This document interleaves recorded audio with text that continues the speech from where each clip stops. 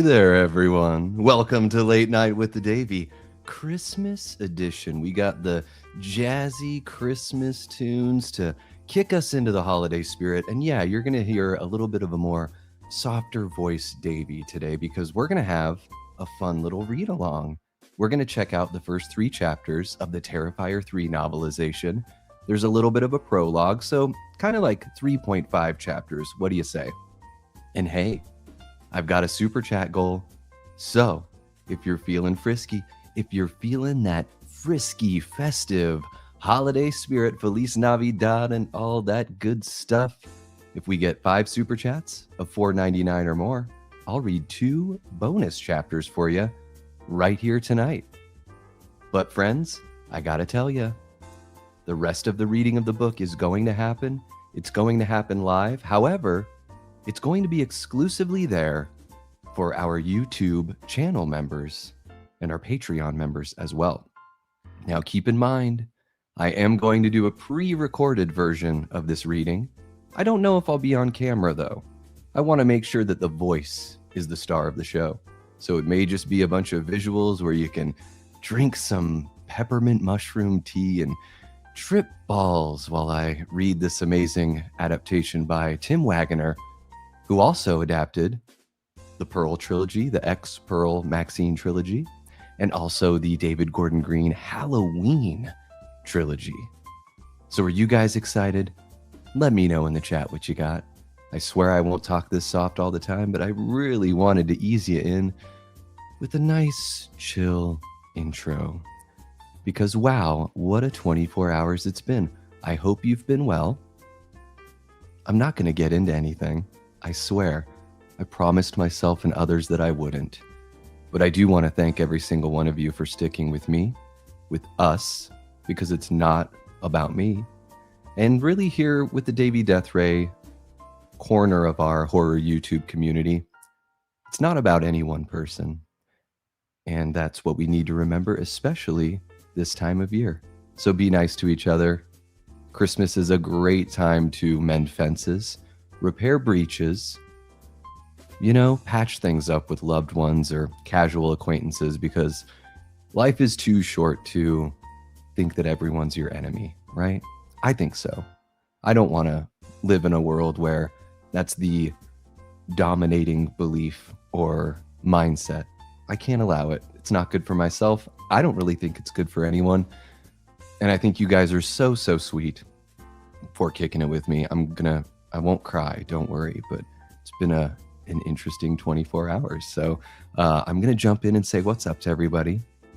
Maybe you'll hear a little bit more of my regular Davey voice, but I don't know. Maybe it's the jazz music that just has me feeling a little more chill right now. Hopefully it's not bugging you guys. And I do want to say to Trashbox Mandy, I like to call her Amanda, but one time I said Trashbox in front of her. Yes, we hang out. Amanda, I'm not ashamed to let people know that we hang out. I said trash box, and I was talking about a literal trash box, and I looked at her and I go, I'm not talking about you. And I guess she must have thought it was just too funny to let go. So Amanda, I appreciate you reaching out to me with a phone call. Amanda's very nurturing and sweet and motherly without being smotherly, if you're familiar with the phrase from the television show The Goldbergs. And Amanda, as we were saying goodbye, I think you might have said something to me and I might have put the phone down too quick to hear. So I just wanted to let you know. I apologize. It's been an interesting day. Okay, guys, here we go. A little bit of a regular voice, Davey, and then we'll snap into I don't know what I'm kind of doing a little bit. I think when I read, it's going to be maybe a little mid-Atlantic, a little English, you know, a little, it's not really going to be an accent that I think that anybody uses. I just figured that when I read the book, it would be cooler than me just like reading it in this regular voice. You guys hear this voice all the time. I want this to be a bit more of an experience. So welcome to Late Night with the Davey. This is episode 70 something. I need to go back and count. I've totally lost count. I think it's like 73 or something like that. I need to figure out which one it is because I want to do a big old bash for the 100th episode. Maybe the 100th episode will be like a marathon fundraiser live stream, which would be really fun to do again. I had a blast doing that, helping out other people in need and just trying to do what I can in this world to leave a positive impact. But let me say what's up to everybody here. We got, Shot by Shot kicking it with us. What's happening, Shotty? Chester Franklin Jr., how are you doing, Chester? We got Antonis Andriotis, one of our great channel members. How are you doing, Antonis? Excuse me, guys, I just ate, so I might burp a couple times. King Matthew III won't be able to join the stream, but it's because he's cheating on me and you, by the way. It's not just me, remember? He's cheating on all of us. No, I'm just joking, King Matthew. Just come on back. Check it out. Hopefully you left a like before you left, and I totally get it. My buddy Nick from the Lost River Drive-In is live right now, and you know, there's room for everyone on YouTube. So I only compete with myself. How about that? We got Stephanie Hinkle joining us. How are you doing, Stephanie? Exciting, playing Dead by Daylight in the meantime. Ooh, yes, we will get going with the reading. Don't you worry, Stephanie. And thank you for joining us. Thank you so much. We got Gene Whitcomb. How are you doing, Gene? So good to see you. Hope you're doing well. Jay Beach is in the house. How are you doing, Jay? Keelan from Kill the Credits is here with us. One of our great channel members says, I'm driving, so I can't type anymore, but I'm lurking, Davey. I'm lurking. Fair enough, Keelan. I dig it. We got Robert the Wolfman. Ow, ow. Ooh, a soothing little jazz radio coyote call for my guy, Robert the Wolfman. How are you doing, Robert? So good to see you guys. Robert just has the most dreamy eyes you have ever seen in your life. Let me tell you.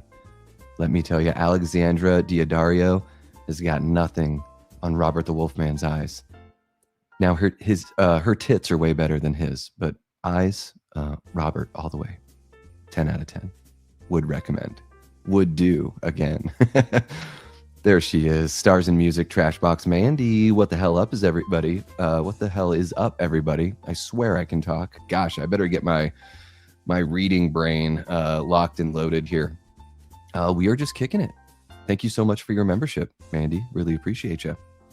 Let's see here. Who else do we have? We got Hollywood Lido, one of our great channel members. Lido, so good to see you. Thank you so much for all of your support and all of your sweetness. Thank you to everybody that reached out to me personally last night and offered their support. It was very sweet, and I appreciate it more than you know. It's nice to be thought of and to be given a chance to talk things out. All right, who else do we have in here? We've got, I've already said hi to Jean, but hello again, Jean. We've got Ray. What's happening, Ray? Miss Online Filth. How are you doing? Hope you're doing well. Hopefully my voice isn't creeping you out. Maybe it is. We got Tia Nina, one of our great channel members. Guys, Tia kicks it with us on the Discord, which is totally free, by the way. It's a lot of fun. If you're not a weirdo or party pooper, it can be a lot of fun. We watch movies on there. Last night we watched Office Christmas Party. It was great. And Tia's really funny in the chat. Oh my gosh. She cracks me up. Like, she really, really does. Mandy says, so 2025 has been a dumpster fire, but I'm so glad I got to end the year with all of you peeps. Definitely made the year better. Thank you so much, Amanda. I agree. And I think we're better off for having you as well. Thank you for being a part of the group. Yeah, pretty crazy year. I thought the worst of the year was going to happen to me in January and February. We got Gory Tiger in the chat. How are you doing, Gory? So good to see you. What do you guys think of AM Radio Davey? The viewership is going down, so maybe I need to pep it up. I don't know. All right. Who else we got? We got Erica, one of our great moderators here. She's so excited for the read along. Don't worry, Erica. We are going to get going. We are going to get going. I promise. I promise you so very much. I just want to make sure I say hello to everybody and give everyone a little bit of love. How did I miss Brooke? Where is Brooke? Where is little Miss Brookie Brooke? Where is her chat? Brooke, where did you go? Where did you go, Brooke? Gosh, I must have really missed it. Brooke, I'm sorry that I missed your chat. There you are. Hey, everyone. The lovely Miss Brooke Scarlett, ladies and gentlemen. Can you believe that this lovely young lady has a grandchild? I find it very difficult to believe. We got Jigsaw hanging out with us. How are you doing, Jigsaw? So great to see you. Super Tenor, what's happening, bud? Thank you for joining us. Thank you for being a channel member. Brooke, thank you for being a channel member and a Death Squad mod and sticking with us through thick and thin. We've got, what happened there? Chills and Thrills watch party. Sleigh Bells Ring is what Chills and Thrills is doing as well. I think that is what is in the title here for the video as well. Yeah, guys, Brett from Good Real Hunting has a watch party channel. It's a lot of fun. Brett is a stellar dude. So give him some love if you haven't already. Subscribe to Chills and Thrills today. I've been told that this is copyright free, and so I hope that that's true with the music. I haven't been shut down yet, so how about that? Oh, look at that. Super Tenor kicking things off with a $5 super chat. Thank you so much, bud. Really appreciate you. We've got Ray dropping a $2 Canadian and says, Davey swallows, he told me. Oh, I love it. I love it. Thank you so much for the $2, Ray. Herbert Getty's jumping in over on Facebook. What's happening, Herbert? So great to see you, bud. Thank you for joining us over on the Facebook side of things. That's really cool. Yes, we do go live on Facebook and YouTube. Facebook automatically deletes the streams after a little bit. I didn't know that, but I just figured why not try to expand our reach. You know, I've got my zesty voice on just because sometimes it's the music that like puts me in the mood, you know? So I'm just in the mood to be talking like this. What's happening, Papa John? So great to see you. Thank you for joining us. Really appreciate you. We got Keelan from Kill the Credits. Says it's true. He showed me. He must be talking about the swallowing. Another $4.99er. Thank you so much, Keelan. Really appreciate you. Let's see what else we got going on here. I loathe jazz music with a fiery passion, but I think it's a little easier to take when it's a song that you know. Because I've gone to like a club where they play jazz music, and I'm like, and hopefully this doesn't offend anyone, but I just say to myself, this place is just filled with a bunch of white people that want to look like they understand the music. But let's be honest, none of us here, regardless of race, religion, what's between your legs, no one understands this because jazz music is, quite frankly, incomprehensible. I'll just say that. I'm not saying it's bad. It's just beyond my own comprehension, so I don't understand how anyone ever could comprehend it. How about that? I read it in an Irish accent. Okay, Tia Nina. I read your super chat in an Irish accent. Oh, that'll be good. All right, there you go.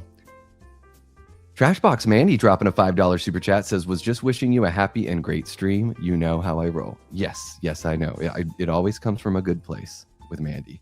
We got the Marvel and DC Marshlands jumping on in. It's going all right. Thank you for joining us, bud. Really appreciate you. Just making, these eyes have gotten me in some things. In between some legs. I don't know why. I just had to do that. Sometimes you just have to do it. You know what I mean? You know what I mean? I don't think I've got anybody else that I'm missing, so I think we can get going with the read along here shortly, folks. Holy cow, Erica dropped a $5 as well. Says, did everyone hit that like button? It helps support the channel. Go hit that like button. Happy to be here and support. Love this community. Thank you so much, Erica. Really do appreciate you. Awesome Destroyer. It's been a while. Thank you so much for jumping back in. Yes, I'm going to read the Terrifier book. I just want to say hello to everybody first. That's the one thing that I always make sure I do here is jumping on in and saying hello to everybody. But yes, we are about to get there, so don't you worry. We got Aaron Click in the house. Thank you so much for joining us, Aaron. Really appreciate you. Eli Cortez, one of our great channel members and Death Squad mods. Thank you for supporting the channel, Eli. Thank you for being a moderator. And yes, slash the like, sub to this quote-unquote amazing channel. All that good stuff. And if you want to hear me read the rest of the book, then you do have to become a member, but I have good news for you. Membership can cost you as little as $1 a month. And if you want to enjoy the Terrifier 3 book, the rest of it, it would just cost you that $1 because you don't have to renew. No requirement or anything like that. 4 out of 5 before even starting the read along. That is great news. And if we hit that 5th super chat, guys, I will read an extra 2 chapters. So as it stands now, it's going to be about 52, 53 pages. So let's see how my voice holds up. We've got Brad Underwood joining us. How are you doing, Brad? How are you feeling about your Eagles? I know the Eagles fans have got to be somewhat frustrated with how things are going. I have been watching the broadcasts, and I've heard the boos. But you guys are Super Bowl champs. You just have to get hot at the right time. And I'm sure you know that. And I'm sure you don't need me to say it. But maybe you do, or maybe there's another Eagles fan in your life that needs to hear that. And hearing it from a Redskins fan, that's got to feel pretty good, huh? I bet. Hey there, Des. Thank you so much for joining us. Destiny is one of our great moderators here on the channel. She's also very fun in the Discord. Guys, the other night on the Discord, we all started sharing pictures of each other, or one another, not each other, of one of ourselves. That's the right word. From teenage years and 20-somethings. It was really fun. It was really wild. It was a great bonding moment. I'll just say that. Nothing dirty, just like really fun and maybe a little cringy from time to time. But hey, what can you do? Thank you so much for joining us, Des. Des is a great member of the community. She can't stay long, but we always appreciate when she joins us. And it's always lovely to be graced with your presence, Des. So thank you so much. And thank you for sticking with us through all the weirdness. Really do appreciate you. Everybody that missed last night's stream is like, what's Davey talking about? Well, we're not going to get into that. How about that? Oh, I love you guys so much. Look at this. Ray just became a YouTube channel member because she wants to hear the rest of the book. At least that's what I'm guessing. Even though I've heard she's got a transcript of it, so she doesn't need to listen to me read it. So it's very sweet for you to join. Thank you so much, Ray. I really do appreciate you. Guys, Ray is one of those people, and I'm probably going to, maybe I'll run her off the stream for saying this, I don't know.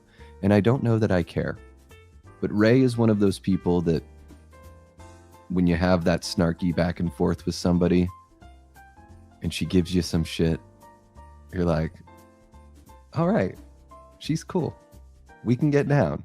This is fun. And it just feels so special to get good-natured ribbing from people that you admire and enjoy hanging out with. Okay, she's already barfing. Grab a bucket. Let's see here. Stephanie, give it a couple weeks and I'll show you my roots. Oh, you're talking.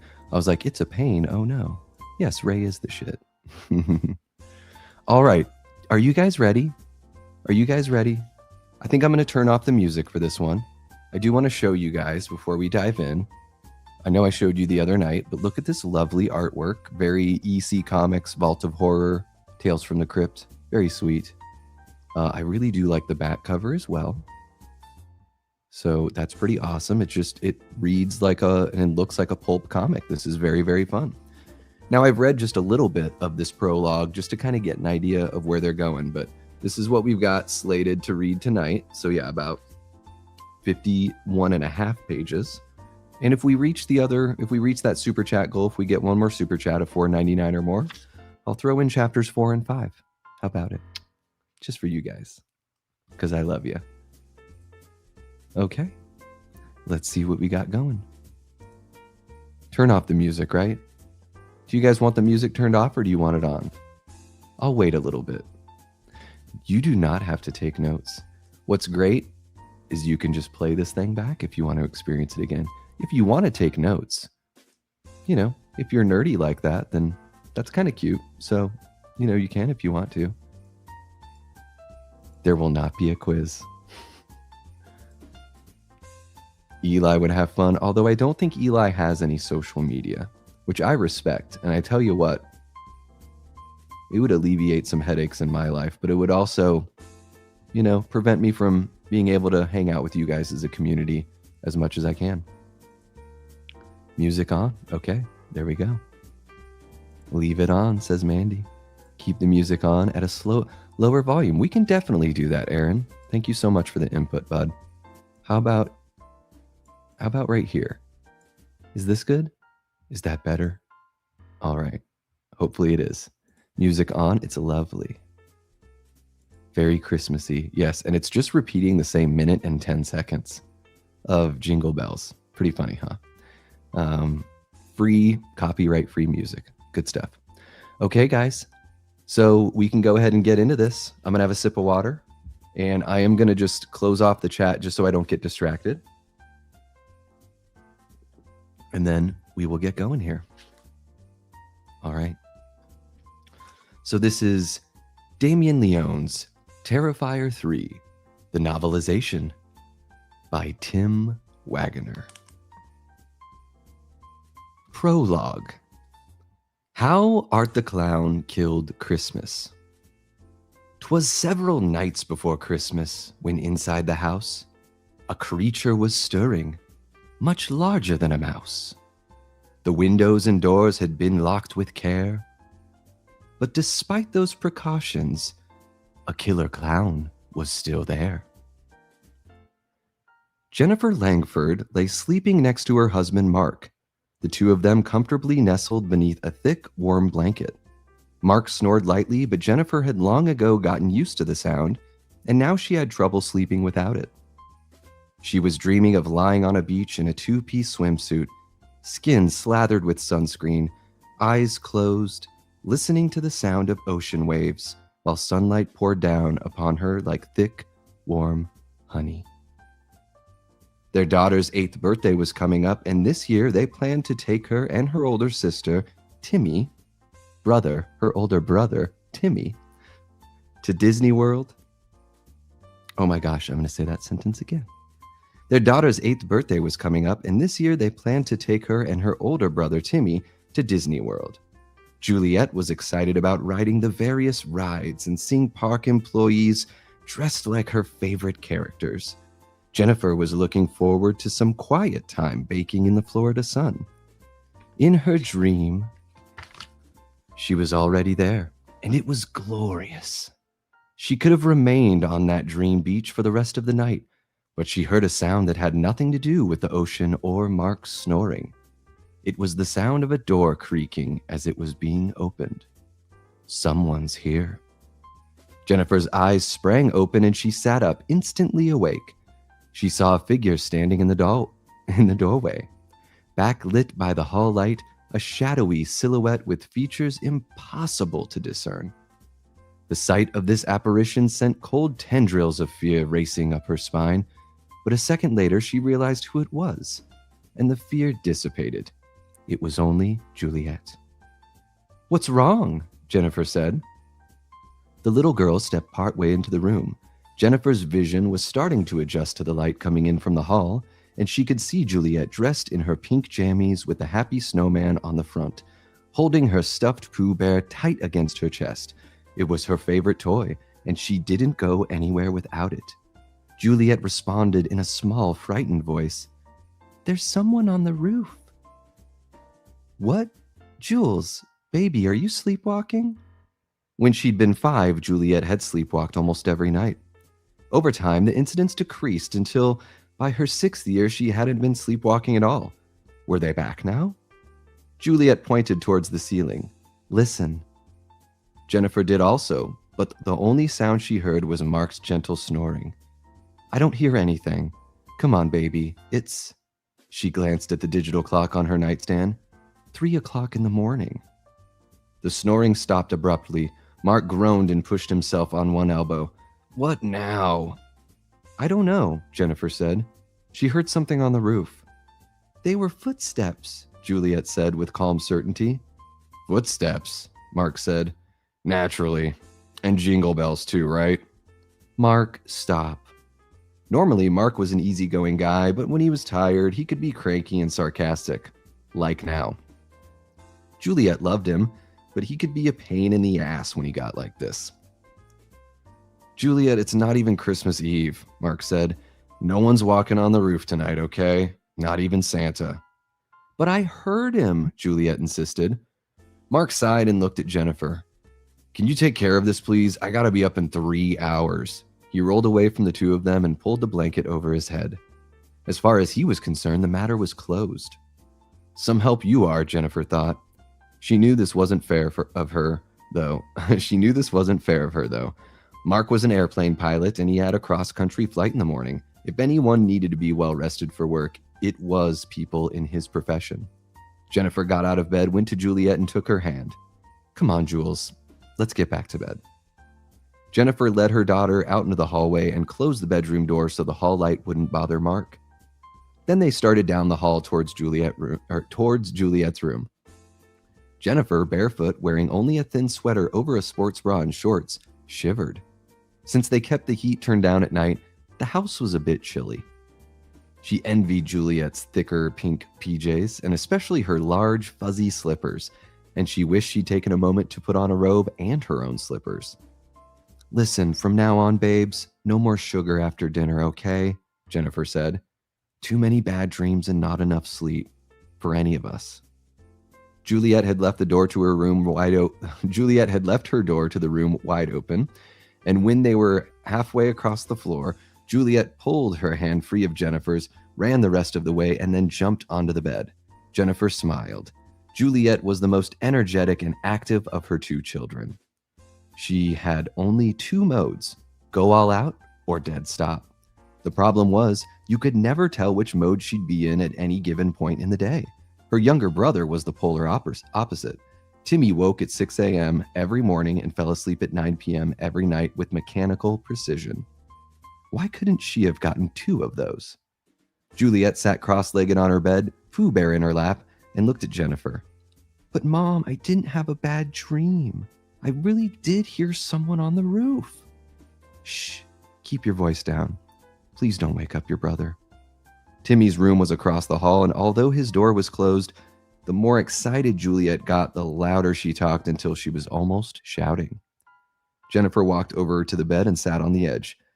Juliet lay down and made a pouty face. No one believes me. Jennifer pulled the covers up to Juliet's chest. Her daughter wasn't too old to be tucked in by Mommy yet, but she knew the day was coming, and much faster than she'd like. So even though she would have preferred to be in her own bed right now, at least she'd gotten one more chance to tuck in her little girl. Jules, it was probably just the house settling, or an animal. You know that sometimes a raccoon or squirrel can get up there. It was Santa, I'm positive. Jennifer was a child psychologist, and she knew the members of her profession had differing views about letting a child believe that Santa was real. Some believed it was a normal part of a child's development and therefore harmless. Others believed that discovering one's parents had lied to them over a number of years could be traumatic for a child and make it more difficult for them to trust others.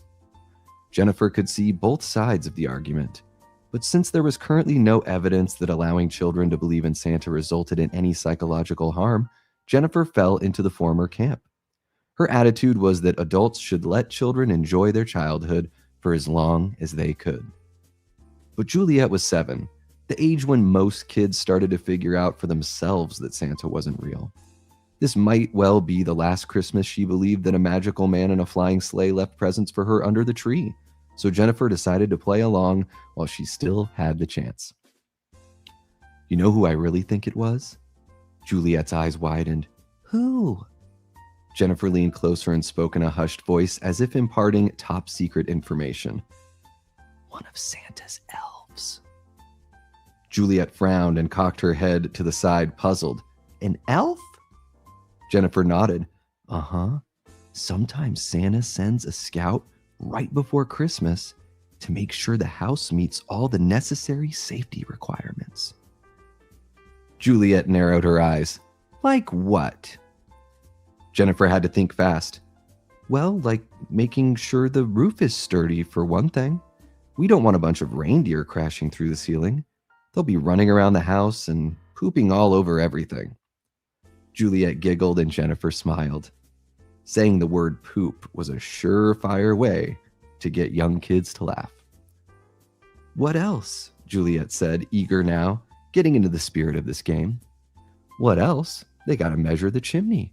Make sure it's wide enough for Santa's big fat belly. Everyone knows that Santa splurges a little too much on the holidays. Juliet giggled again. Like Daddy? Exactly. just like Daddy. Juliet thought for a few seconds. Can we leave milk and cookies out for the elves? She asked. If you go to sleep, I'll go downstairs and leave them a plate right now. Juliet grinned and nodded, and Jennifer gently kissed her daughter's forehead. When Jennifer walked into the living room, a plate of chocolate chip cookies in one hand and a glass of cold milk in the other, she stopped for a moment to enjoy the ambiance. Her family left the Christmas tree lights on during the night throughout the holiday season, so if anyone who might find themselves awake for whatever reason came downstairs, they could bask in the soft, warm glow. More than once, she'd come down here at night to find one or both of the kids sleeping on the couch, tree lights painting them in festive colors. She took in the rest of the room, large red bows and wreaths on the walls, stockings hanging over the brick fireplace, a nativity scene along with a collection of nutcrackers on the mantel, a handful of neatly wrapped presents under the tree. These were from family. Santas wouldn't arrive until Christmas Eve. Jennifer loved decorating for the holidays, and no matter how many times she gazed upon her handiwork, she was always fitted with a deep sense of satisfaction. Mark thought she went overboard with decorating, but he didn't understand that it was her way of bringing a little more beauty into their lives. In the corner by the fireplace sat a traditional Victorian-style armchair with brown, crushed velvet upholstery. Both Jennifer and Mark loved their aesthetics of the late 19th and early 20th centuries. They'd furnished their home with antiques from those periods, or, when they couldn't afford those, reproductions. That chair was the perfect place for Santa's elf to sit and have his snack. A small side table sat next to it, and Jennifer placed the glass of milk and plate of cookies on its surface, along with a small sign made of folded cardstock that said, "For Santa's safety inspectors," in black magic marker. She stepped back, examined the arrangement, made a couple of minor adjustments, and then pronounced it good. She heard a muffled creaking sound. She froze and listened, but all she heard was the sound of wind outside. It had started snowing at 7 o'clock last evening, and it hadn't let up all night. It wasn't a blizzard by any means, but they would be having a white Christmas this year. She stepped out to the window next to the armchair, parted the curtains, and looked out. The ground was buried in snow all the way to the tree line, and white powder clung to leafless branches. Both she and Mark had grown up in cities and had lived there all their lives until they'd met, on a blind date of all things, fell in love, and eventually married. They started looking for a house soon after, one that would suit their shared style, and they were delighted when they found a lovely old Dutch colonial. It was something of a fixer-upper, but that was what made it affordable. It was also out in the country, surrounded by woods on all sides. Living there would double both their commutes to work, but it was their dream house. And think how much our kids, once we have them, will love playing in those woods, she told Mark. That doesn't sound very safe to me, he'd replied. It'll be a lot safer than living in the city. There will be no one around for miles. But now, thinking of the creak she'd heard and looking out over the unbroken expanse of snow into the dark, shadowy woods beyond, Jennifer didn't feel particularly safe. She thought of what she told Juliet. Jules, it was probably just the house settling, or an animal. You know that sometimes a raccoon or squirrel can get up there. Juliet hadn't believed her bullshit, and right then, Jennifer wasn't sure she did either. She let the curtains fall back into place, turned, and started towards the stairs. She had no idea if she'd been able to get back to sleep now, but she figured she should try, or else she'd be dragging all day tomorrow. On the way to the stairs, she passed the front door. She stopped, frowned, and then turned toward it. It was open a crack, and she could hear the winter wind blowing outside. She approached slowly, stopped, and listened for any sound that would indicate an intruder was outside. But all she heard was the wind. The cold air filtering in made her shiver, and she quickly shut and locked the door. "Asshole," she muttered before heading for the stairs. It was 3:36 by the time Jennifer made it back to bed. Mark stirred as she slipped under the covers. Normally, she would have remained quiet, but at that moment, she was too irritated. "You forgot to lock the front door again. Perhaps you can show a little more concern for our family's safety?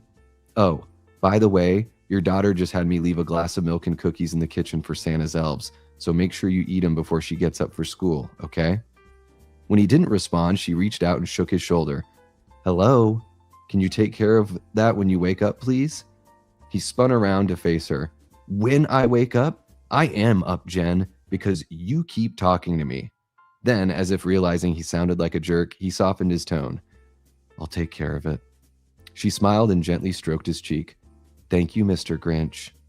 Then the two of them settled down for a not-so-long winter nap. After Mommy left, Juliet lay in bed holding Pooh Bear, wide awake and listening. She didn't know if Mommy had really meant what she'd said about Santa's elf coming to inspect their house. Grown-ups were funny that way. You could never be sure if they were telling all the truth, some of the truth, or just plain lying. She wondered if they even knew, so she waited to see if she heard the footsteps again. She didn't, though. She heard something else, a faint metallic rustle that sounded almost like jingling. And it was coming from downstairs. Her heart pounded with excitement. She wanted to jump out of bed, run to her door, race downstairs, and see who it was. But if she did that, she'd make a lot of noise, and whoever it was, please let them be an elf. Please, oh please. They'd know she was coming, and they might leave before she could get there. So even though it went against her every instinct, she knew she had to make herself go slow. But not too slow, or else the elf might finish the inspection and leave before she could see it. It was the hardest thing she'd done in her almost 8 years of life, but she pulled back the blanket, got out of bed, and slowly crossed to her door. She opened it, praying that it wouldn't creak. It didn't, so she stepped into the hallway and walked, not ran, to the stairs. This was killing her. She gripped the wooden handrail and began descending one slow step at a time until she was halfway down. She could see part way into the living room from there, and she crouched low and peered between the balusters. She saw a large shadow move over the living room floor, accompanied by jingling. Then she got a glimpse of a red suit and a large red plastic bag slung over shoulder. This time she couldn't stop herself. She raced back up the stairs, down the hall into her brother's room. She threw open the door, ran to his bed, grabbed his left arm with both hands, and began shaking him.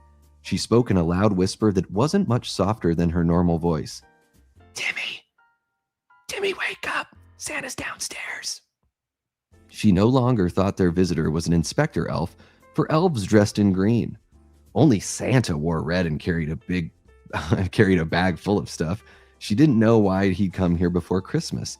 Maybe he had so many stops to make that he couldn't do them all in one night, even with his magic sleigh. So he had to visit some houses early, and this year, they were one of those houses. Timmy, he's putting presents under our tree. I saw him. This was a bit of an exaggeration, as she hadn't actually seen him doing this.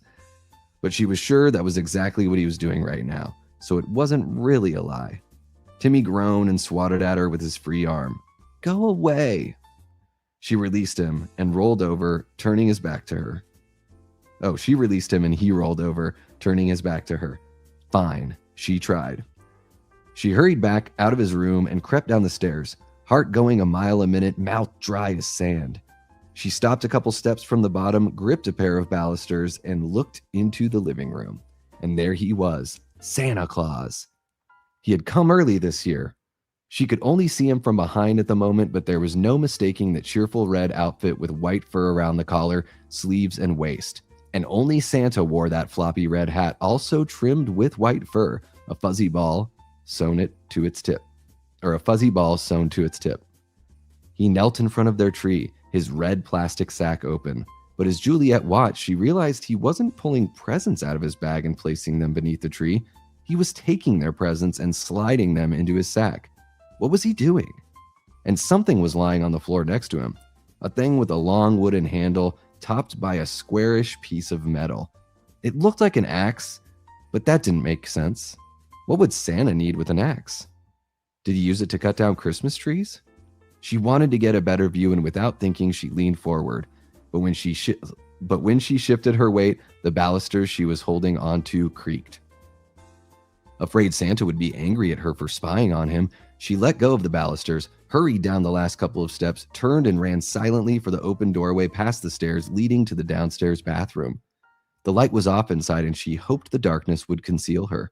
She slipped into the shadows and held her breath. Juliet could see the living room from her vantage point, and she waited to see what Santa would do next. He'd stopped moving, hand frozen in the process of reaching for another present. He remained motionless for a long moment, head cocked, listening. Juliet still couldn't see his face, and that was good because it meant he couldn't see her. She withdrew further into the bathroom's darkness, closed her eyes, and pretended as hard as she could that she was invisible. After a minute, she heard plastic rustle, and she knew he'd put down his bag. This was followed by something heavy scraping across the floor, and she realized he'd picked up the axe. Next came the sound of his boots clomping on the floor. She was now terrified that he was coming for her because by this point she was pretty sure that he wasn't Santa. He was something else, something bad. But the clomping grew quieter, and she understood he was moving away from her. She was so relieved that she almost cried. Then he heard the sound of his boots on the steps. I think that means then she heard, but it is a misprint. He was going upstairs. She wanted to scream to alert her parents and her brother, but if she did that, scary Santa would know where she was hiding, and he might come and get her. She knew she should do it anyway, but she was too scared. She couldn't stay here, though. She had to know what he was doing. She had to see. She left the bathroom, hurried to the bottom of the stairs, and looked up. She saw scary Santa standing in front of Timmy's bedroom door, axe slung over his shoulder. He hadn't turned on the hall light, so even though he was standing sideways, she couldn't see his face very well. She could tell he had a hooked nose and pointed chin, and if she'd had any remaining doubt that this wasn't the real Santa, she knew it for certain now. Scary Santa opened Timmy's door and clomped inside. A second later, the light came on, and she saw Scary Santa's shadow cast on the hallway floor. The clomping started again, and the shadow grew smaller as Scary Santa moved further into the room. After a few more seconds, he stopped walking, and there was a short period of silence. Then Juliet heard her brother gasp, and she knew he was awake. Then there was a whooshing sound as something sliced through the air, followed by a wet, meaty thunk. More whooshes followed, each coming faster and louder than the one before. Thunk, thunk, thunk, thunk, thunk, thunk, thunk, thunk, thunk, thunk. Then silence. Scary Santa turned off Timmy's bedroom light and stepped into the hallway. He carried the axe at his side, and Juliet could see her brother's blood dripping from the blade onto the floor. Scary Santa turned right, walked down to Mommy and Daddy's room, opened the door, and went inside. Juliet could only stand there, paralyzed with fear, and wait for the next awful thing to happen. Jennifer had fallen into a deep sleep after putting Juliet back to bed, so she didn't hear the bedroom door creak open, didn't see the shadowy form tiptoe into the room and over Mark's side of the bed. She didn't see the intruder take a two-handed grip on the axe that he carried, the blood of her son dripping from its head. Didn't hear him bring the axe down on her husband once, twice, 3 times, and didn't feel Mark's warm blood splash onto her left arm. It wasn't until Mark grabbed her shoulder with a bloody hand that she finally pulled herself into a semblance of consciousness. "Babe," she mumbled. She reached for the lamp on her nightstand, turned it on, and squinted as harsh light stabbed into her eyes. "Mark?"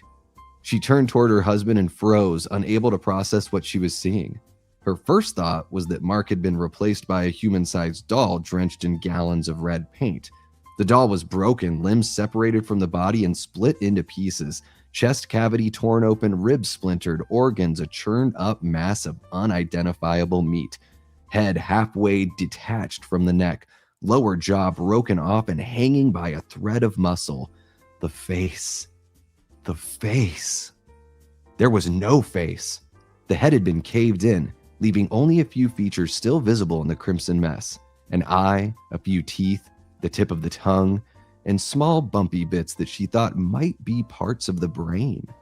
The eye was angled toward her as if it were dispassionately observing her struggle to understand the mangled horror laying on the bed next to her. This was no doll. It was Mark. She drew in a breath to scream, but her gaze lifted to take in the figure standing next to Mark's side of the bed, and the scream died in her throat. She registered the Santa suit first, her stunned mind thinking it was a good choice since blood splatter wouldn't show as much on the red fabric. Then she noticed the axe, rivulets of blood streaming from the blade like a miniature crimson waterfall. Lastly, as if she'd been putting it off until she had no other choice, she gazed upon the intruder's face. Fake white hair hung down from his hat, but he had no beard. His face was covered with white makeup, mouth and eyes rimmed in black, and two thin, arching black lines served as eyebrows. Both his nose, which had a small black dot on the tip, and his chin were elongated, and his teeth were dingy, the gums black with rot. Blood had splattered his forehead and cheeks and, stippled his disgusting teeth. I've never seen that word before. Maybe it's stippled, but it's two-piece. Stippled his disgusting teeth. Let me know in the chat what that word means. Mark's blood. Her head swam with delirium, her thoughts on the brink of madness. Juliet had been right after all, she realized. Santa Claus had come to visit them early. No, not Santa. More like Satan Claus. You better watch out. You better not cry. She felt a laugh of wild hysteria bubbling up from deep within her, but before she could release it, those black lips stretched into a wide grin, and the clown took one hand off the axe handle, raised it, and wiggled his blood-stained fingers in a whimsical greeting. Now she screamed, loud and high. Her mother's scream shattered Juliet's paralysis, and the girl turned and fled down the stairs, little more than a terrified, desperate animal now. The clown gripped the axe with both hands once more and went back to work. He swung his blade down on Mark's neck, decapitating him. The head rolled toward her, its one visible eye seeming to say, "What the fuck are you waiting for? Run!"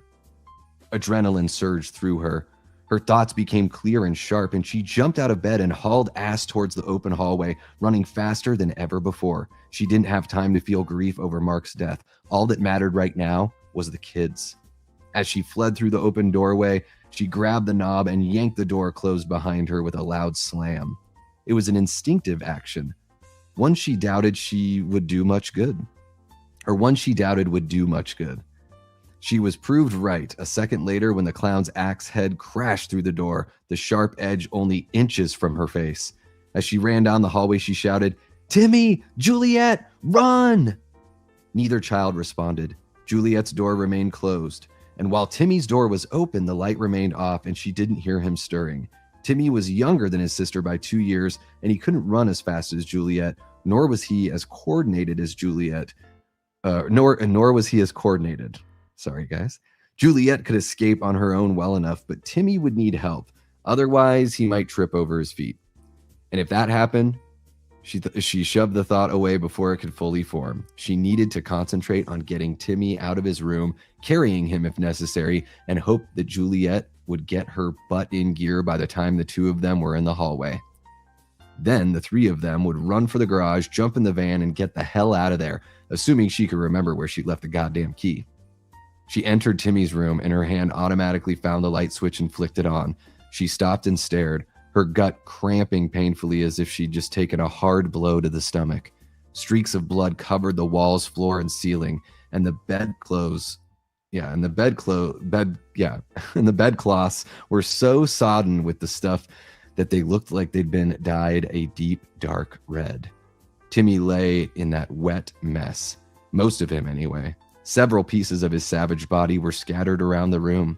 A pair of fingers atop a dresser, a foot missing, 3 toes lying on the floor halfway between the door and the bed, an ear stuck to one wall.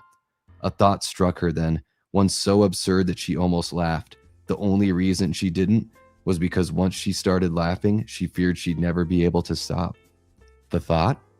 In Timmy's room, the walls really did have ears.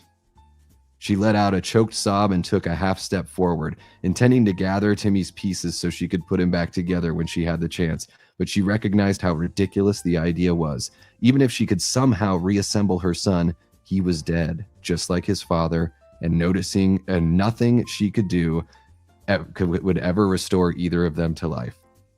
She threw back her head and screamed so loud she felt something tear in her throat. She ran into the hallway and risked a glance back toward the main bedroom. She heard the sound of splintering wood and saw the axe head yanked back into the room. An instant later, the door flew open and the demonic clown stepped out, bloody axe gripped in equally bloody hands. His cold, dead eyes focused on her, mouth twisting into a half smile, half snarl, and he started walking toward her. She ran for the stairs shouting, "Help me, please! Somebody help me!" Who exactly she thought would hear her and come to her aid, she didn't know. The words had burst out of her mouth of their own accord, a sort of subconscious Hail Mary pass, ultimately useless. She heard the clown's boots clomp louder and faster behind her. He was chasing her, and she had a damn good idea what he'd do to her if he'd caught her. She reached the stairs and raced down, the clown so close behind she could feel his rancid breath on the back of her neck.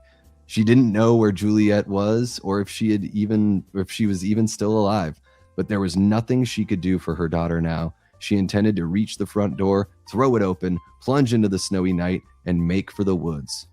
She'd have some cover there, and she'd try to lose the clown. If successful, she'd return to the house afterward and look for Juliet. It all depended on her getting outside before the clown caught her. She reached the door, gripped the knob, started to turn it, and discovered it was locked. Fuck!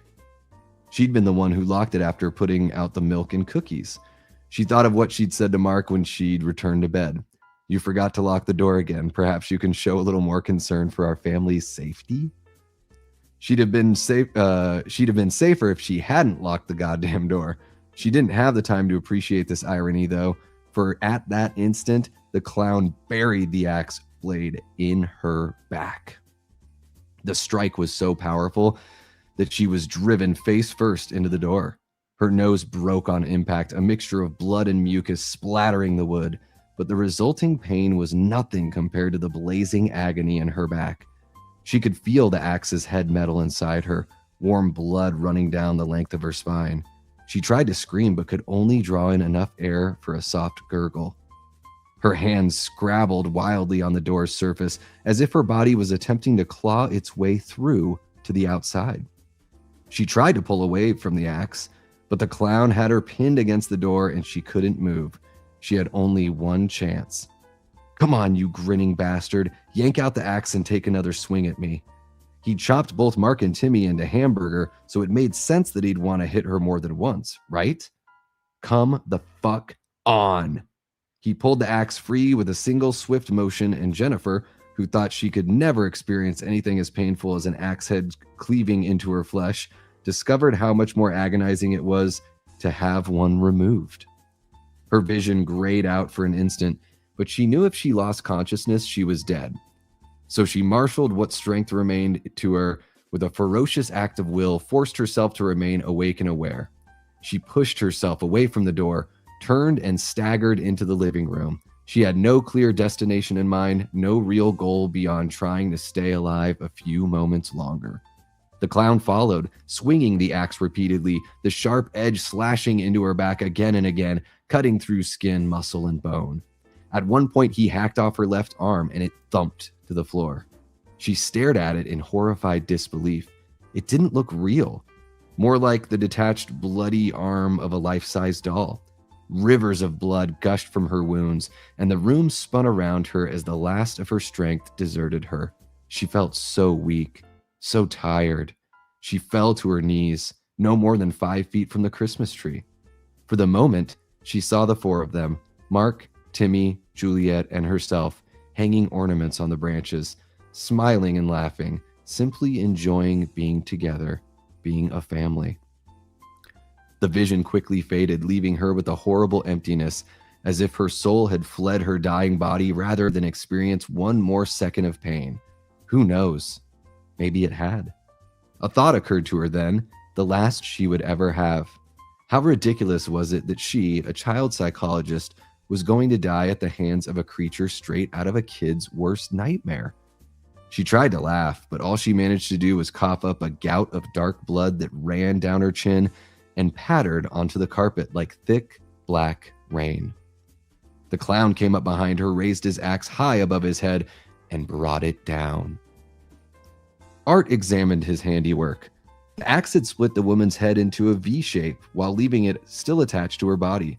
It was a good look for her, and he considered leaving her like this. Then again, it was the holidays, the time of year when it was okay to overindulge. He yanked the axe free in a spray of blood and brain matter, and the woman's lifeless body slumped over and fell to the floor. Grinning, he proceeded to hack her to pieces, drops of blood flying from the axe head to splatter onto the tree's shiny ornaments. By the time Art was finished, the woman had been reduced to a red, wet mass of chopped meat and splintered bone that resembled something that would be hosed off a slaughterhouse floor at the end of the day. He dipped his fingers into the disgusting slurry and wrote his name on one of the walls. A true artist always signs his work. He then looked around the room, checking for anything else he might like to destroy before stuffing the rest of the family's presents into his bag and skedaddling. Nothing appealed to him, and he was about to start packing up when his gaze fell upon the milk and cookies resting on a side table next to the fancy chair over by the fireplace. Yummy! A stereo with large speakers rested on top of a small set of shelves against the wall. A small stack of CDs sat next to the stereo. Art strolled over to take a look and was pleased to discover they were Christmas albums.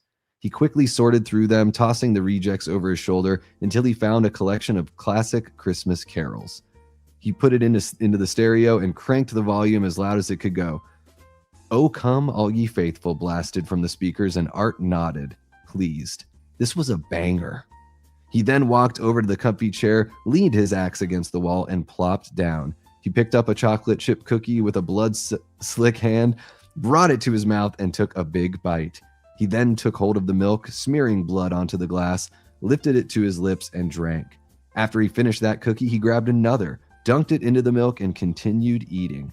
By the time he'd finished off the cookies, only a small amount of milk remained in the glass, and he gulped it down. He put the empty glass on the side table and licked crumbs off his bloody fingers. Time to go. But first, a considerate guest always cleaned up after themselves. He carried the empty plate and glass into the kitchen with one hand and his axe with the other.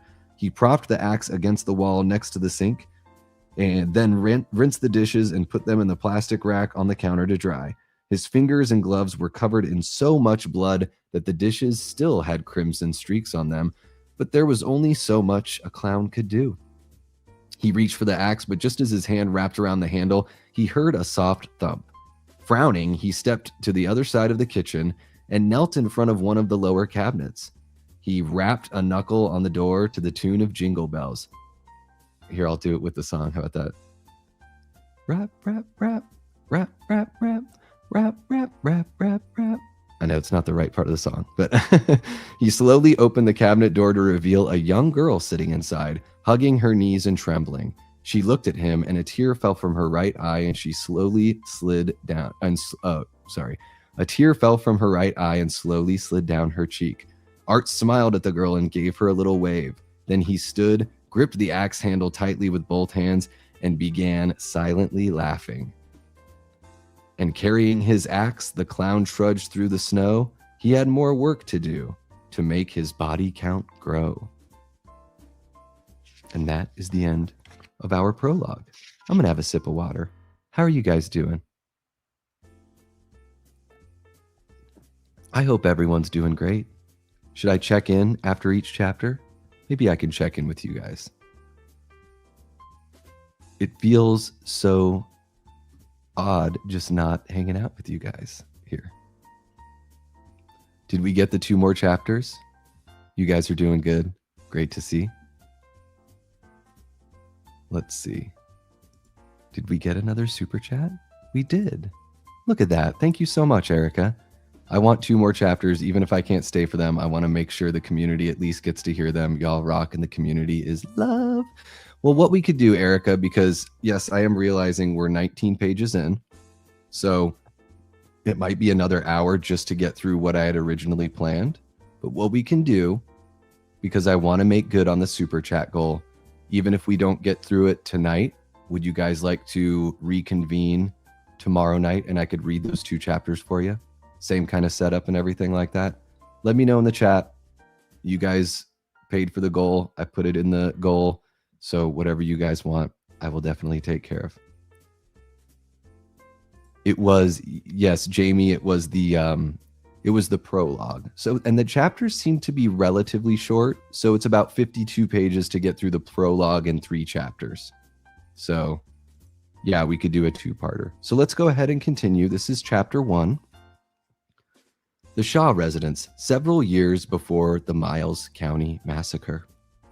Michael Shaw was where he was most nights, sitting at the drawing board in his home office, desperately trying to catch up on work. The walls were covered with his art, sketches, finished pieces, some large, some small, most depicting science fiction and fantasy characters, robots, dragons, monsters, superheroes. To his right was a set of bookshelves containing copies of the various comics, magazines, and books in which his work had appeared over the years, along with a pair of filing cabinets where he kept letters from art directors and copies of freelance contracts. The only light in the room came from the LED desk lamp attached to his drawing board and the monitor of his computer, which sat on a small desk to his left. An easel rested in the corner by the door, a sweater draped across the canvas it held. It had taken him a while to adjust to using digital tools to make his art, but Sienna had helped him learn the programs, and he rarely painted anything these days. He still preferred drawing by hand, though. He guessed an old dog like him could only learn so many new tricks. As always, the door to his office was open. Michael never closed it, no matter how badly he needed to get work done. He didn't like shutting out his family. You guys are what keeps me going when things get rough. You guys are what keeps me going when things get rough, he'd once said. Any success I have is as much due to you as it is to me. I'm pretty damn grateful. I'd be pretty damn ungrateful to forbid you from setting foot in my oh so precious creative space, wouldn't I? Gosh, guys, that's exactly how I feel about all of you. And it was Michael's open door policy that allowed Sienna to tiptoe silently into the office without her father hearing her.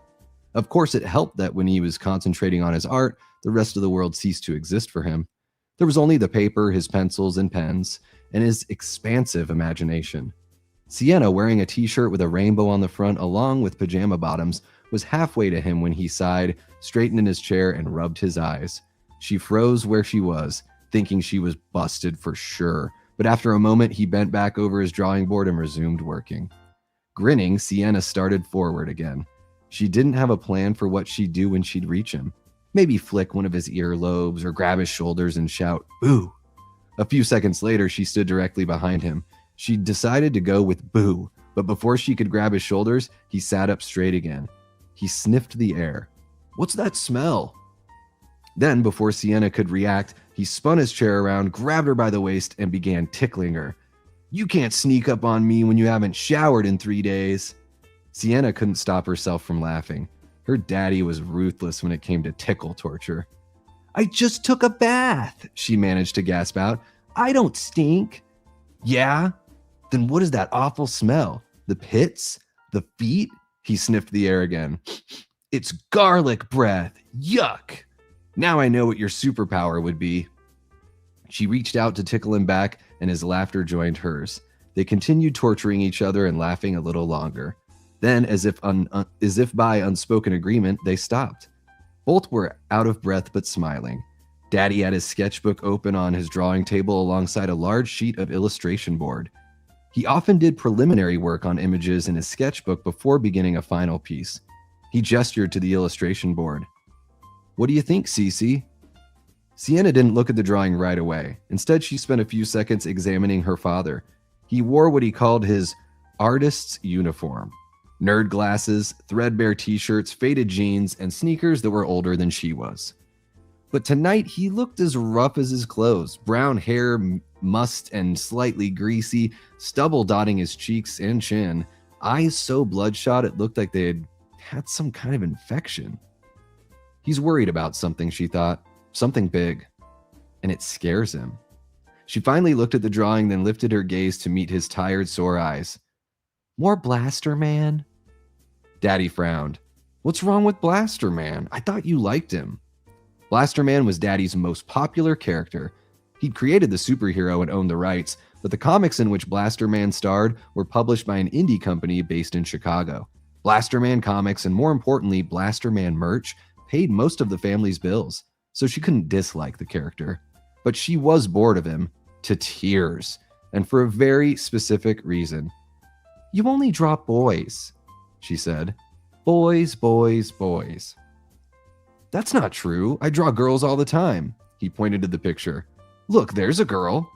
Blaster Man held a woman in his arms, a sexy woman, of course, he'd no doubt rescued from one nasty villain or another. She's not a superhero. Last time you said you were going to draw a girl who could beat up Blaster Man, remember?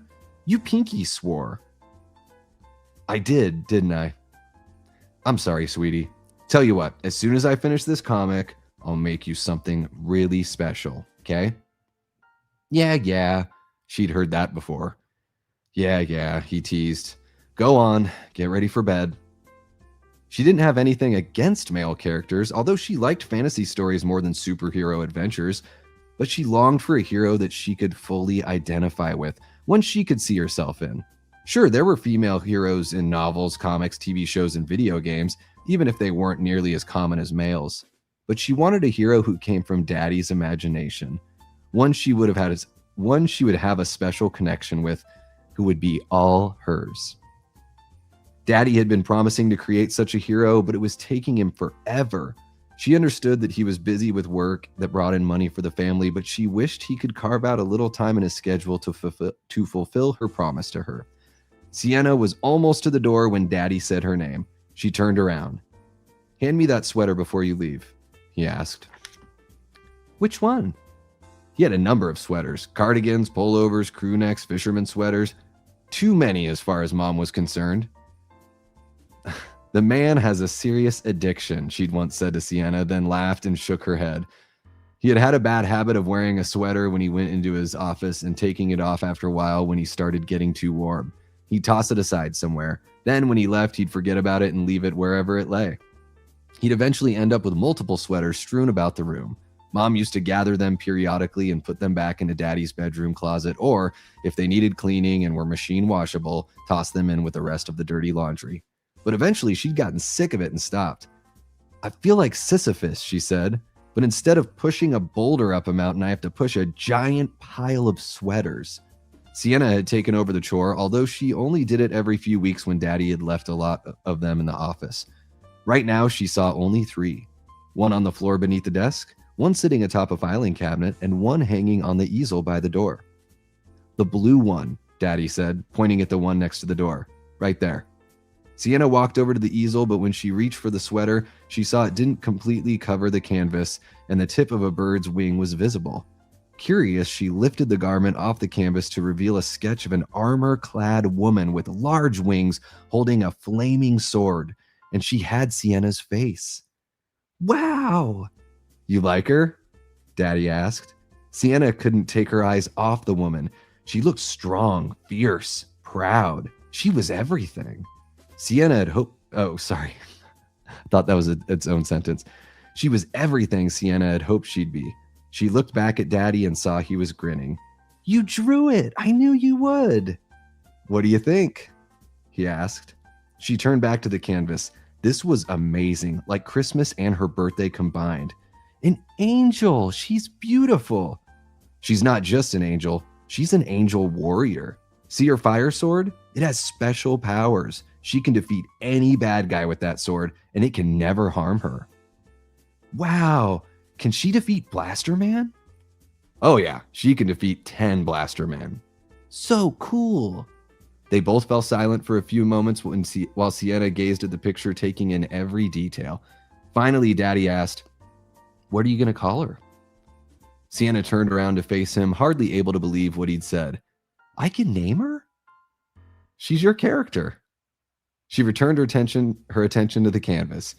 Mine, she thought, her smile growing even wider. Names began racing through her mind, but she didn't like any of them. That was okay. She'd come up with a good one eventually. She couldn't wait to tell Brooke and Allie about this. Maybe they could help her pick a name. You think I can be as strong as her one day? She asked. I know you can. There was absolutely no doubt in Daddy's voice, and that made her feel good. But there were also traces of an emotion she couldn't identify. Then it came to her. Sadness. She couldn't see any reason for Daddy to be sad right now, and she told herself she'd probably misinterpreted his tone. She hurried over to him and gave him a kiss on the cheek. Kiss on the cheek. Thanks, Dad. You're very welcome, baby. He looked at her for a long moment, and she saw something dark and furtive move in his eyes. Then it was gone, and then he smiled. Go on, get out of here. Just imagination, she told herself. A lot of Daddy's art featured creepy, even disturbing. I think there's another typo. A lot of Daddy's art featured creepy, even disturbing, and she tried to avoid looking at those pieces whenever she came in here. The creative part of her fed on her surroundings, and when she was around dark things, she thought dark things. She still held the blue sweater, so she had handed it to Daddy, turned, and gave the warrior angel one last look. Then she hurried out of the office, grinning from ear to ear. Sienna went upstairs, brushed her teeth, hopped in bed, and snuggled happily under the covers. She thought she was too excited to sleep, but she was out a few minutes after that.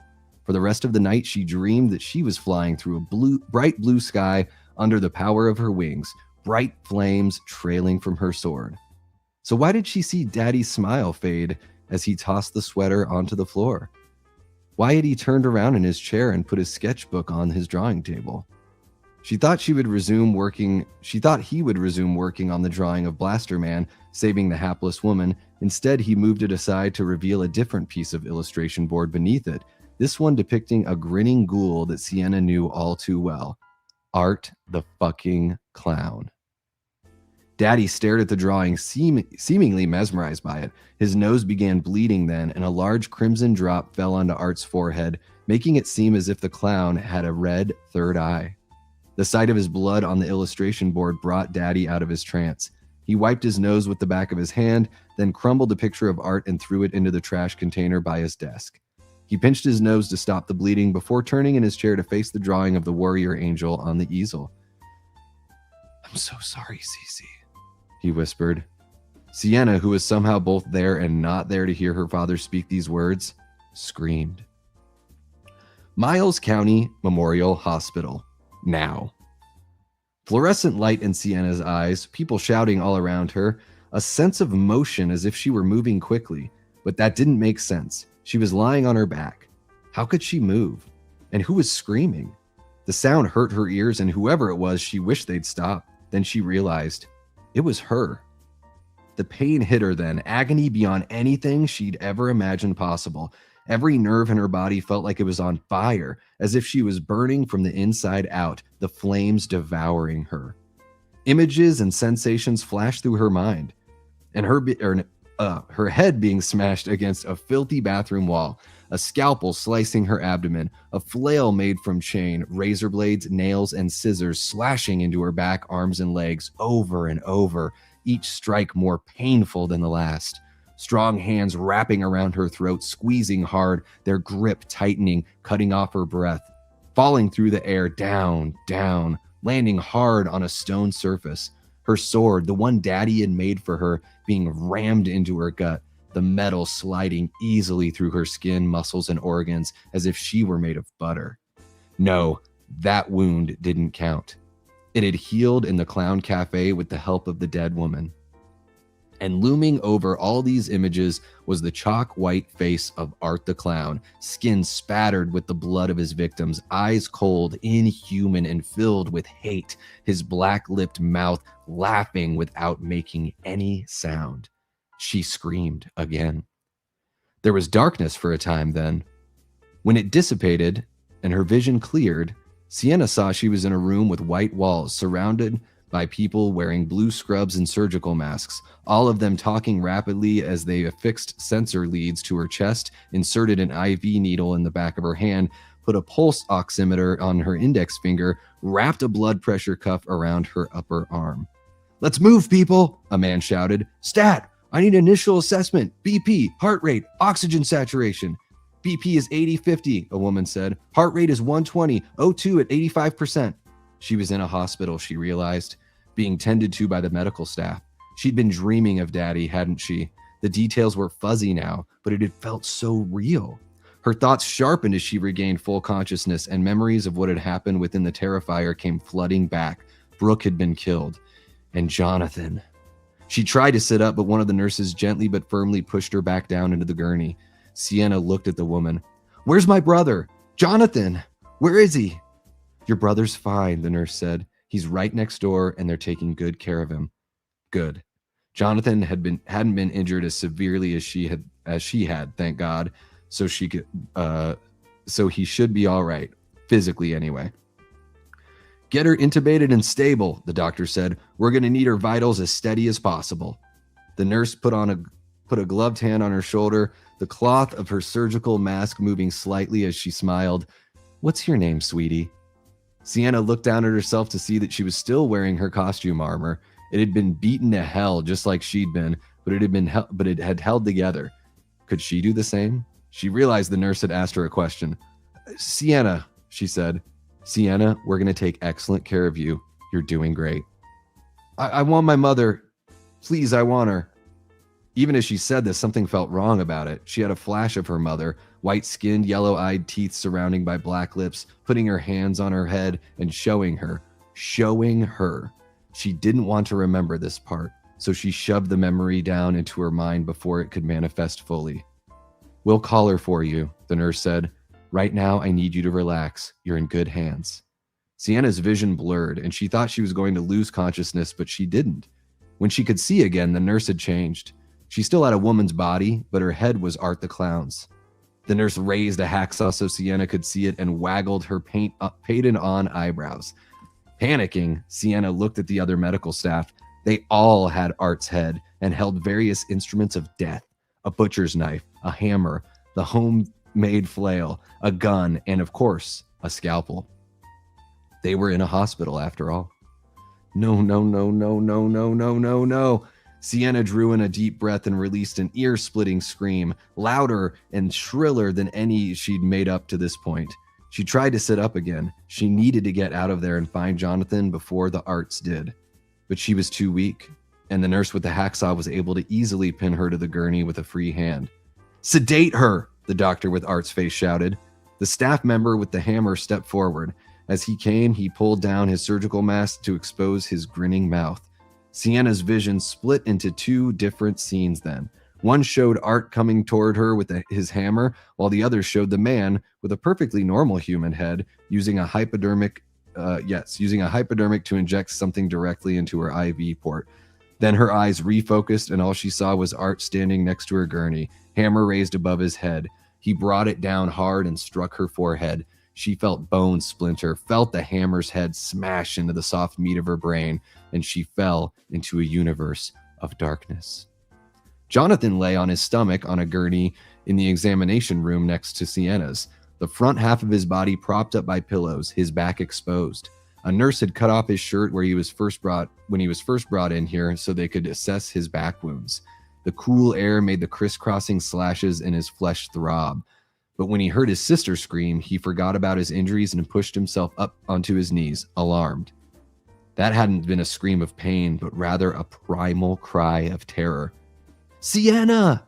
He tried to climb off the gurney, but a burly nurse grabbed hold of his shoulders and stopped him. "Whoa there, bud," the man said. Your sis is gonna be all right. She just hurts a lot, you know? They'll give her something for the pain. Don't worry. Right now, you need to focus on yourself. You took a fair amount of damage too. We need you to calm down so we can help you." Jonathan looked at the nurse, but he'd lost his glasses somewhere in the Terrifier, and the man's features were blurry. Jonathan couldn't read his facial expression, but his voice was kind, and while Jonathan knew he wasn't as seriously injured as Sienna, the nurse was right. He had been hurt. Bad. The Miles County clown had sliced his face and back with a scalpel, had torn his back up even more by whipping him with his flail of sharp objects, had bitten a chunk out of the back of his left hand and left leg in the heel. Left hand and his left leg in the heel. It wasn't enough that the clown was a psychotic, sadistic killer. He had to be a goddamn cannibal, too. A horrible thought occurred to him then. The clown had killed their mother. but had he eaten part of her too? He didn't know, might never know, but it seemed likely. He remembered Mom's body sitting at the dinner table, an entire meal laid out before her, courtesy of Art. Not that she'd been able to enjoy it. For one thing, she was dead. But even if she hadn't been, she no longer had a face. And that would have made eating more than a little problematic. When Art began ramming mashed potatoes into the ruin of blood and meat where Mom's mouth had been, he... Stop it. Stop it! He felt himself teetering on the brink of unconsciousness, but refused to fall over the edge. Sienna had fought the clown and the Terrifier to protect him, suffering so much pain to save his life. He would be strong for her, if for no other reason. He took deep breaths to calm himself while the doctor and nurses assessed his wounds and began cleaning them. The Terrifier hadn't exactly been a sterile environment. He'd read somewhere online that human bite wounds were more dangerous than animal ones because of all the bacteria in people's mouths. Art's teeth had been absolutely disgusting, and whatever the bastard was, he definitely wasn't human. What sort of disease might Jonathan contract from those bites? Was he going to turn into a psycho clown the next time the moon was full? Before tonight, he would have laughed at such a thought, but not now. They're cleaning the wounds, he reminded himself. They'd also give him a tetanus shot and probably, of course, a really strong antibiotic. He'd be fine, he hoped. As the medical staff worked, he remembered how magnificent Sienna had been as she fought the Miles County clown, how strong and fierce she'd been, that the hero that Daddy had always known she could be. And in the end, she'd used her sword to hack off Art's head, which finally killed him. The little pale girl had appeared soon after, picked up Art's head, and taken it with her, leaving his body behind. What the strange yellow-eyed creature wanted with the head, Jonathan didn't know and didn't want to know. He'd just been glad that she left. She might be smaller than Art, but Jonathan suspected that she was just as powerful as he was, maybe more so. Because of the injury to his left leg, he'd have trouble walking, so Sienna had helped him through the corridors of the Terrifier until they found their way outside. There was a full moon out, so they had enough light to see, and Sienna continued helping him through the abandoned carnival. They made it halfway to the entrance before Sienna's strength deserted her and she collapsed to the ground, unconscious. Jonathan tried to wake her up, but she didn't respond. Her wounds were bleeding pretty badly, and she feared she was going to die from blood loss if she didn't get medical attention soon. He was in terrible pain from his own injuries, but he couldn't let his sister die, not after she risked her life for him. He continued on, moving as fast as his bad leg would allow him. As she hobbled through the carnival, he wished Sienna hadn't spent the last of her strength burying the sword in the Terrifier. She wanted to hide it so when the police eventually came, they wouldn't be able to confiscate it. Art might be dead, but the little pale girl and whatever force dwelt within her was still out there somewhere. Sienna might need the sword in the future, and she wanted to hide it where only she and Jonathan could find it again. His whole left leg was numb by the time he reached the carnival entrance. The main gate was locked, but he found a hole someone had cut in the metal fencing close by, and he slipped through there. An SUV was parked close to the gate. Was this how Sienna had gotten here? He didn't recognize the vehicle, but he hobbled toward it, hoping there was someone inside who could help. "Hello?" he called out. "Is anyone there? We need help." No one responded. He continued to the SUV, wary now, but seeing no other choice. He was within 10 feet of the vehicle when he saw someone lying on the ground behind it. He didn't want to see who it was, or what condition they might be in. But they could be injured and need help, just like Sienna did. He slowly approached the person. "Are you okay? Can you hear me?" Silence. When Jonathan reached the rear of the SUV, he saw a man lying on the ground. He didn't recognize him, but he looked old enough to be in college. His eyes were open and unblinking, and the front of his pants was soaked with blood. Then Jonathan noticed the guy's t-shirt. It had a drawing of a knife on the chest, along with the words, "Just the tip." Jonathan then turned away, gagging. If he'd had anything to eat recently, it would have come up then.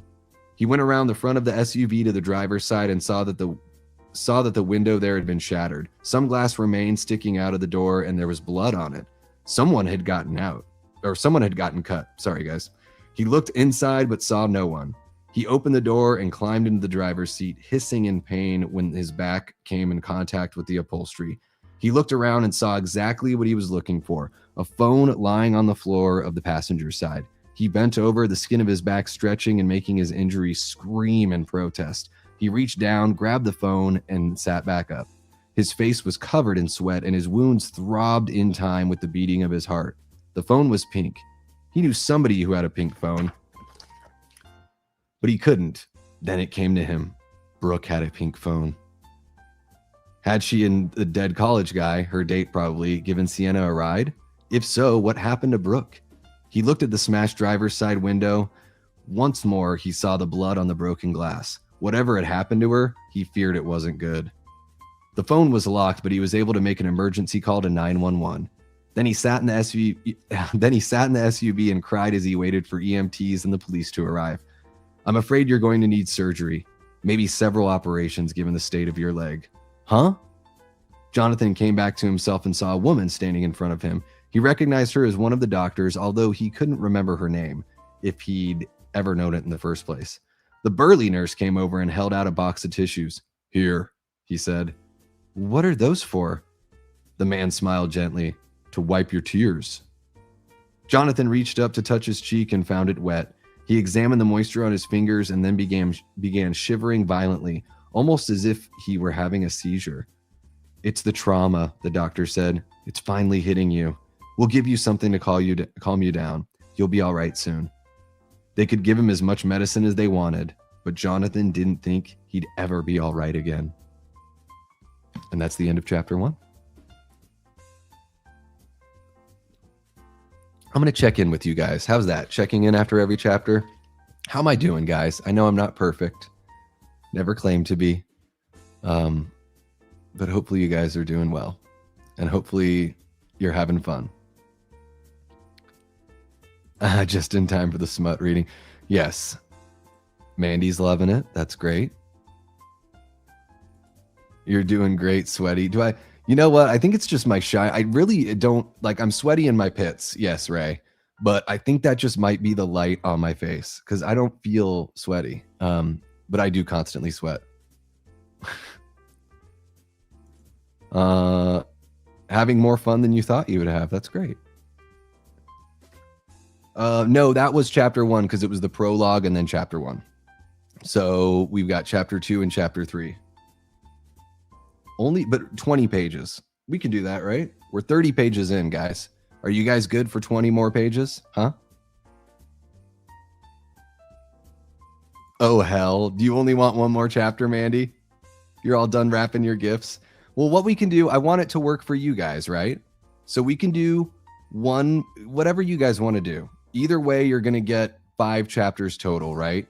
So we can read chapter 2. We could do 3, 4, and 5 tomorrow.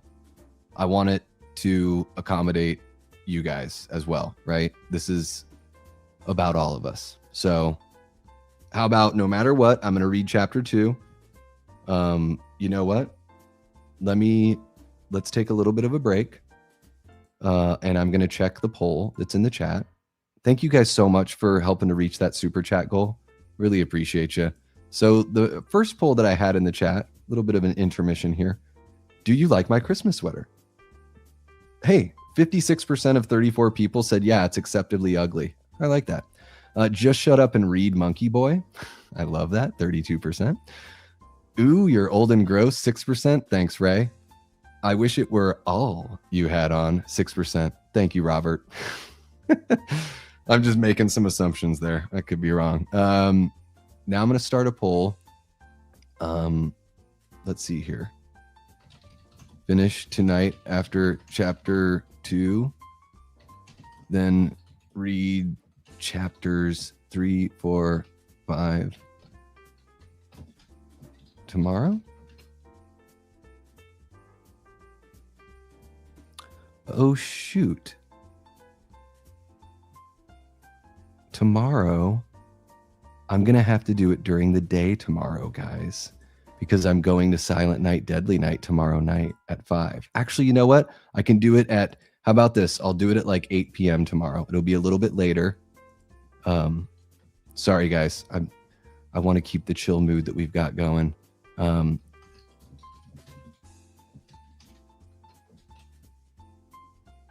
Okay. This is going to be a very simple answer to get from you guys. In a one-horse open sleigh, o'er the fields we go, laughing all the way. Bells on bobtails ring, making spirits bright. What fun it is to ride and sing a sleighing song tonight. Oh, jingle bells, jingle all the way. Okay, enough of that. So cut that together for a short. How about it? Dance monkey dance. There's no dance monkey dance on that one. No. Ooh, man, it's like half and half right now. Okay. Well, yes, I'm going to see Silent Night, Deadly Night tomorrow, but it's at 5 p.m. I'll probably be back by, I'd be able to do a stream at 8 o'clock, essentially. 8 o'clock Arizona time. So okay. I love that I kept that. Oh, bloody hell. Is that that's really what you said, right, Mandy? Be honest. Oh, bloody hell. I thought we'd already finished chapter 2. I thought we were already done with that one. Right, 2, right? Terrible English accent. I don't know. Hey there, Prince. How are you doing? Welcome on in, bud. It would be 8 p.m. Arizona time, so it would be late for you, Miss Erica. But I can't not go see Silent Night, Deadly Night because I got a big old for it. You know what I mean? Got a big old for Rowan Campbell. I voted no. What a shame. I'm surprised at 12 votes and it's almost 50-50. That's incredible. Okay. Yes, guys, Prince shared his YouTube Wrapped, and the Davey Deathray channel was his #1 viewed channel. Just like Jamie Hart. Pretty cool. Very, very cool to see. It's very humbling and really flattering. Especially I've seen some creators where I've been in their top 5, which is even more flattering because I know how busy life can be when you're a creator, just trying to live life and trying to create. So I certainly do appreciate. Thank you so much, Erica. I appreciate that. Okay. Hey, well, that's kind of cool, Tia. I mean, either way, maybe next year, right? Maybe next year. Okay, let's go. Let's get back to it. I'll let you guys get your voting in and everything like that. Again, I just want this to be enjoyable for you guys. Know what I mean? Know what I mean, Bern? Okay. Chapter 2, The Terrifier. Officer Wilton Evans, black, tall, bearded, walked through a dark hallway in the Terrifier. Glock 19 in his right hand, flashlight in his left, its beam lighting his way. He wore his department jacket over his uniform, the front zipped up, but he was still chilled. This was only partially due to the temperature. He was not a fan of this place. He'd been inside only once when he was 7, and it had been very scary fun, until he found himself alone in a pitch black room. He'd entered the attraction with 2 friends, but they'd become separated somewhere along the way, and he was on his own by the time he reached the dark room.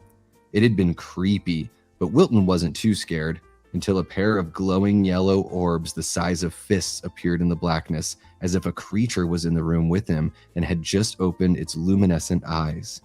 He'd stood mesmerized, heart thudding in his chest, mouth desert dry, unable to so much as twitch a muscle.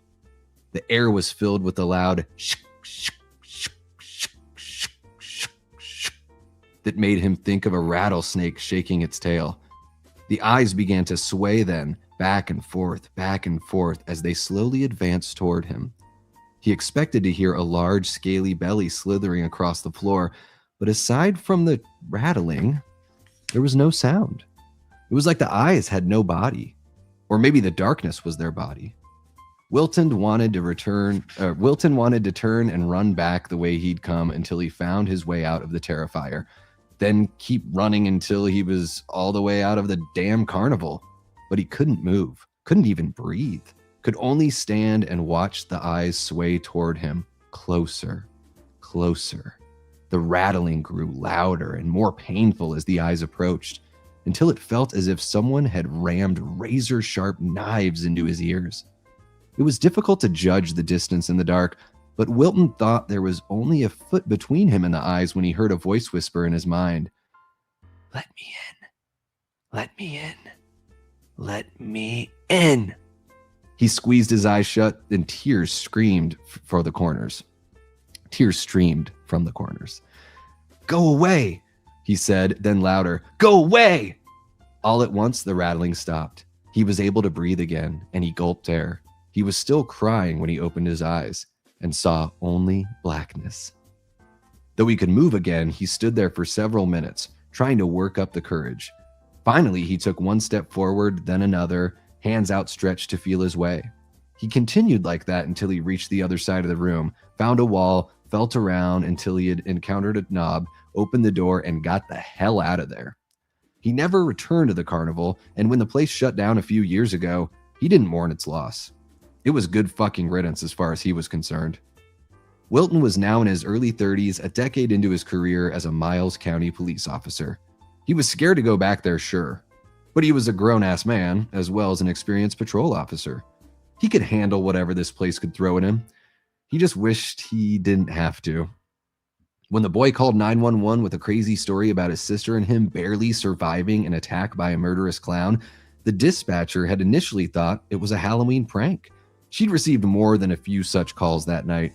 But tonight was the 1-year anniversary of the Miles County massacre, and while supposedly the bastard responsible had been killed, his body had gone missing, and a lot of people believed he'd never actually died in the first place.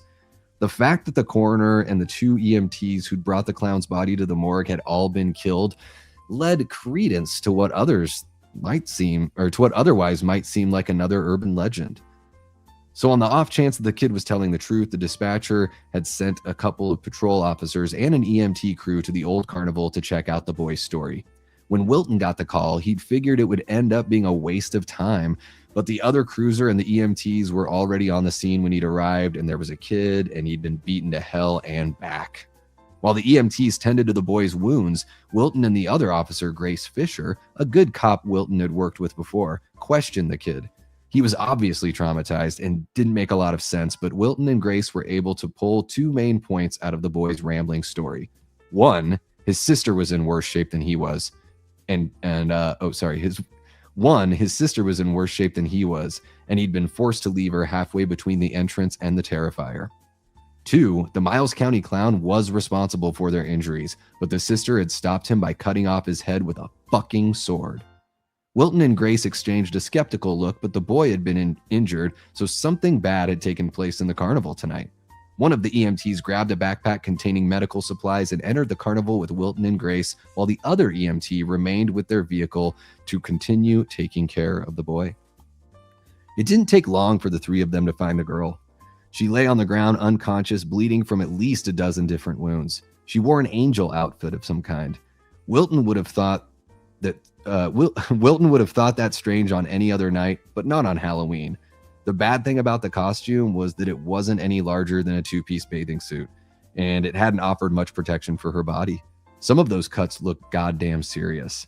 The EMT knelt beside the girl, opened the backpack, and went to work right away. "One of us should stay with them," Grace said, "just in case her attacker is still around and decides to try and finish the job." Wilton knew where this was headed, and he didn't like it one bit, but he nodded anyway.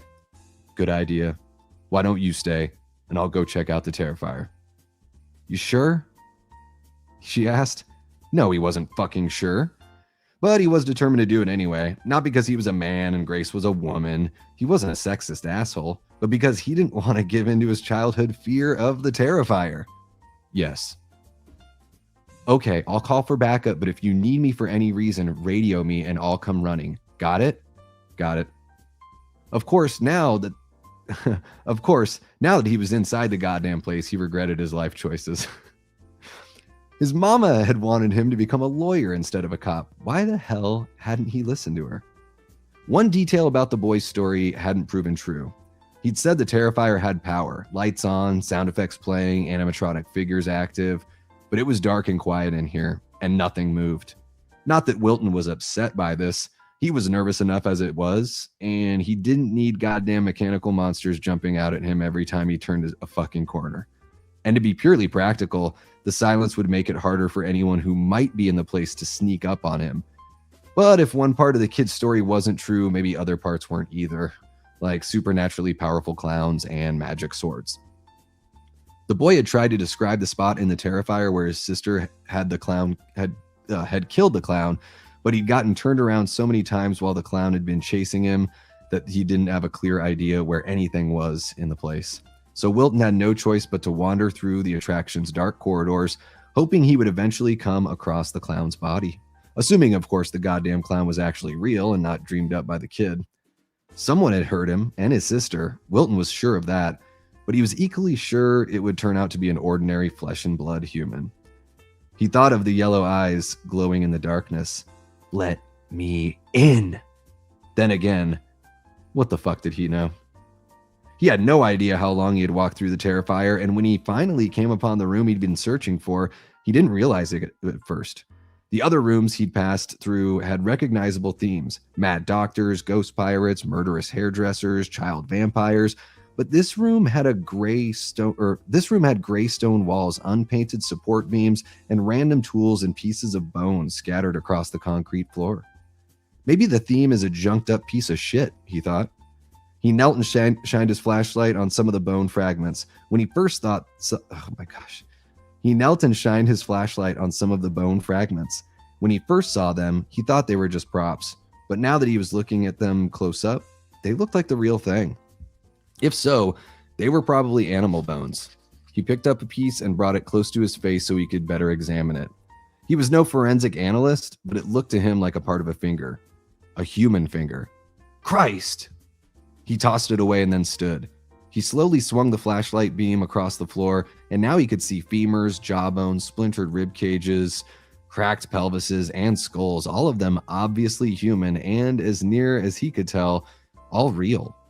The boy had said the floor of the room where his sister had killed the attacker had been covered in bones. At the time, Wilton had imagined maybe a dozen prop bones spread around, but the floor held hundreds of them, stretching across the entire length and breadth of the room. He couldn't even begin to guess how many different bodies all these bones represented. 20? 50? This place was a fucking slaughterhouse. He continued moving the flashlight beam around the floor, and a few seconds later he saw an oversized black shoe, a clown shoe. There were two, of course, along with 2 legs, a trunk, a torso, 2 arms, and a ragged neck stump, but there was no sign of a head. The body wore what the kid had said was supposed to be a black and white costume, but it was so covered in blood that it looked mostly black and red. The kid said a little girl who dressed like the clown's mini-me had taken the head, which was weird enough, but he'd said the little girl had yellow eyes that had glowed for an instant before she departed. Let me in. Oh, fuck. Wilton pulled the 2-way radio from his belt, brought it to his mouth, and thumbed the talk button. Shit. Dispatch. I've got a decapitated body here. Victim appears to be male. Although, honestly, without the head, there was no way to tell just by looking. Still, based on what the kid had said, male was Winston's best guess. 120, Charlie. Make sure you secure the area and do not touch anything. Oh, wait, that was somebody else saying that to him. Sorry, I used the same voice for him. 120, Charlie. Make sure you secure the area and do not touch anything. No shit, he thought. Aloud, he said, 10-4. He circled the body, careful to keep his distance, not because he was afraid or anything, he just didn't want to fuck up the crime scene. He played his flashlight around the surrounding area, checking to make sure it was, quote, secure, and the beam caught the edge of what looked like a massive collapse in the floor. He stepped away slowly over to the hole, alert for any sign that the floorboards beneath his feet were weak, bowing under his weight, creaking sounds. But they seemed solid enough, and he reached the edge of the hole safely. He knelt and shined the light into it. He expected to see another room, maybe a cellar, but the flashlight revealed a large circular chamber, its floor 20 feet below. Broken floorboards lay scattered on the rocky surface, no doubt from the collapse, and there were some bloodstains too. No sign of anyone down there though, living or dead. They'd have to find a way down into the chamber so they could check it out. Maybe the clown's goddamn head was down there somewhere. He stood, took a step away from the edge of the hole, and lifted his two-way radio to his mouth. Dispatch, I'm a solo unit. What's the ETA on that backup? Multiple units arriving shortly. He slipped the radio into its belt holder and sighed. He knew shortly could mean anywhere from a couple minutes to a half hour, especially with all the dumb shit people got up to on Halloween. Every officer working tonight would be busy as hell. He just had to wait and hope backup arrived sooner rather than later. He was tempted to call Grace. Miles County Memorial was located close to the carnival, and there was a good chance the EMTs had gotten the boy and his sister to the ER by now. Grace should be free, but if so, why hadn't she radioed him? She was probably back at the main entrance, waiting for backup to arrive so she could guide them to the Terrifier. He could wait. After all, the clown was dead. What the hell could the bastard do to him now? This headless fucker couldn't be the original Miles County clown anyway. He had to be a copycat. Anyone could put on makeup and wear a goddamn clown costume. Hell, Hollywood had even based a series of movies on some famous copycat murder some year back in which different killers had worn the same damn costume. That's probably where the son of a bitch had got the idea in the first place. He heard a rustling, crackling noise near him, as if something moved along the bones on the floor. Probably just a rat. But he felt a cold prickle of unease on the back of his neck. Hand tightening on his Glock, he turned around and trained his flashlight beam on the body once more just to check, and saw it was no longer there. Uh-oh. No fucking way. He'd shined the light on the wrong spot, that's all. He swung the beam around, searching for the body, but he didn't see it anywhere. But it had been there. He'd seen the goddamn thing. A rustle clack came from behind him. He spun around and his flashlight beamed illuminated the clown's headless body as it rushed toward him out of the shadows. Before he could react, hands covered in blood-stained fingerless gloves wrapped around his neck, their grip like iron. The impact caused him to lose his grip on the Glock, and the weapon flew through the air, fell into the hole, and was gone. Fuck. The hands tightened around his throat, cutting off his air. He repeatedly slammed the butt of the flashlight against the clown's right hand in a desperate attempt to make him let go, but the blows had no effect. How could they? You needed a brain to register pain. The hands continued tightening. Wilton's lungs screamed for air, and the pinpoints of light appeared in his vision. He began to weaken, and the flashlight slipped from his fingers and fell to the floor. Its beam pointed away from them now, but it still provided enough light for Wilton to see. He looked at the bloody, ragged stump on the clown's neck, and for an instant he thought he could make out a faint, transparent image of a head attached to it, one with cold eyes and a wicked grin. Then the image was gone. If it had been really there in the first place, and the hands tightened one last time, there was a sickening crunch, and it no longer mattered that the flashlight was still on, for Wilton would never see anything again. Grace stood next to the cruiser, waiting for their backup to arrive. Clouds had rolled in, blocking the light from the full moon. It had rained earlier tonight, and it looked like it would do so again, only this time it would be a serious thunderstorm. The air held the feel of a building power that comes right before lightning, thunder, and the deluge. Where the hell are they? It was taking these assholes forever to get here. The last time she checked with dispatch, she'd been told they were, quote, en route, which was a polite way of saying, I don't know when they'll show up, so get off my ass.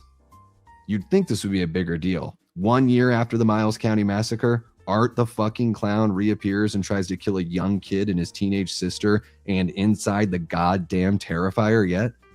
Last year, Art had killed at least 7 people, and Grace wouldn't have been surprised to learn there were other deaths they didn't know about yet. There were rumors of other Art appearances too. 2 years ago, 4 people had been murdered by someone dressed as a clown, and just last Christmas, a family of four had been slaughtered in their home outside of town, and the killer had written Art in blood on one of the walls. They managed to keep that detail out of the media, so most people weren't aware the clown was suspected of those murders. But every cop in Miles County knew the truth, and no way did Grace think the two siblings they'd rescued tonight were Art's only victims this Halloween. He'd probably left corpses littered all over town for them to discover later, like the dickless guy lying behind the SUV. Trick or fucking treat.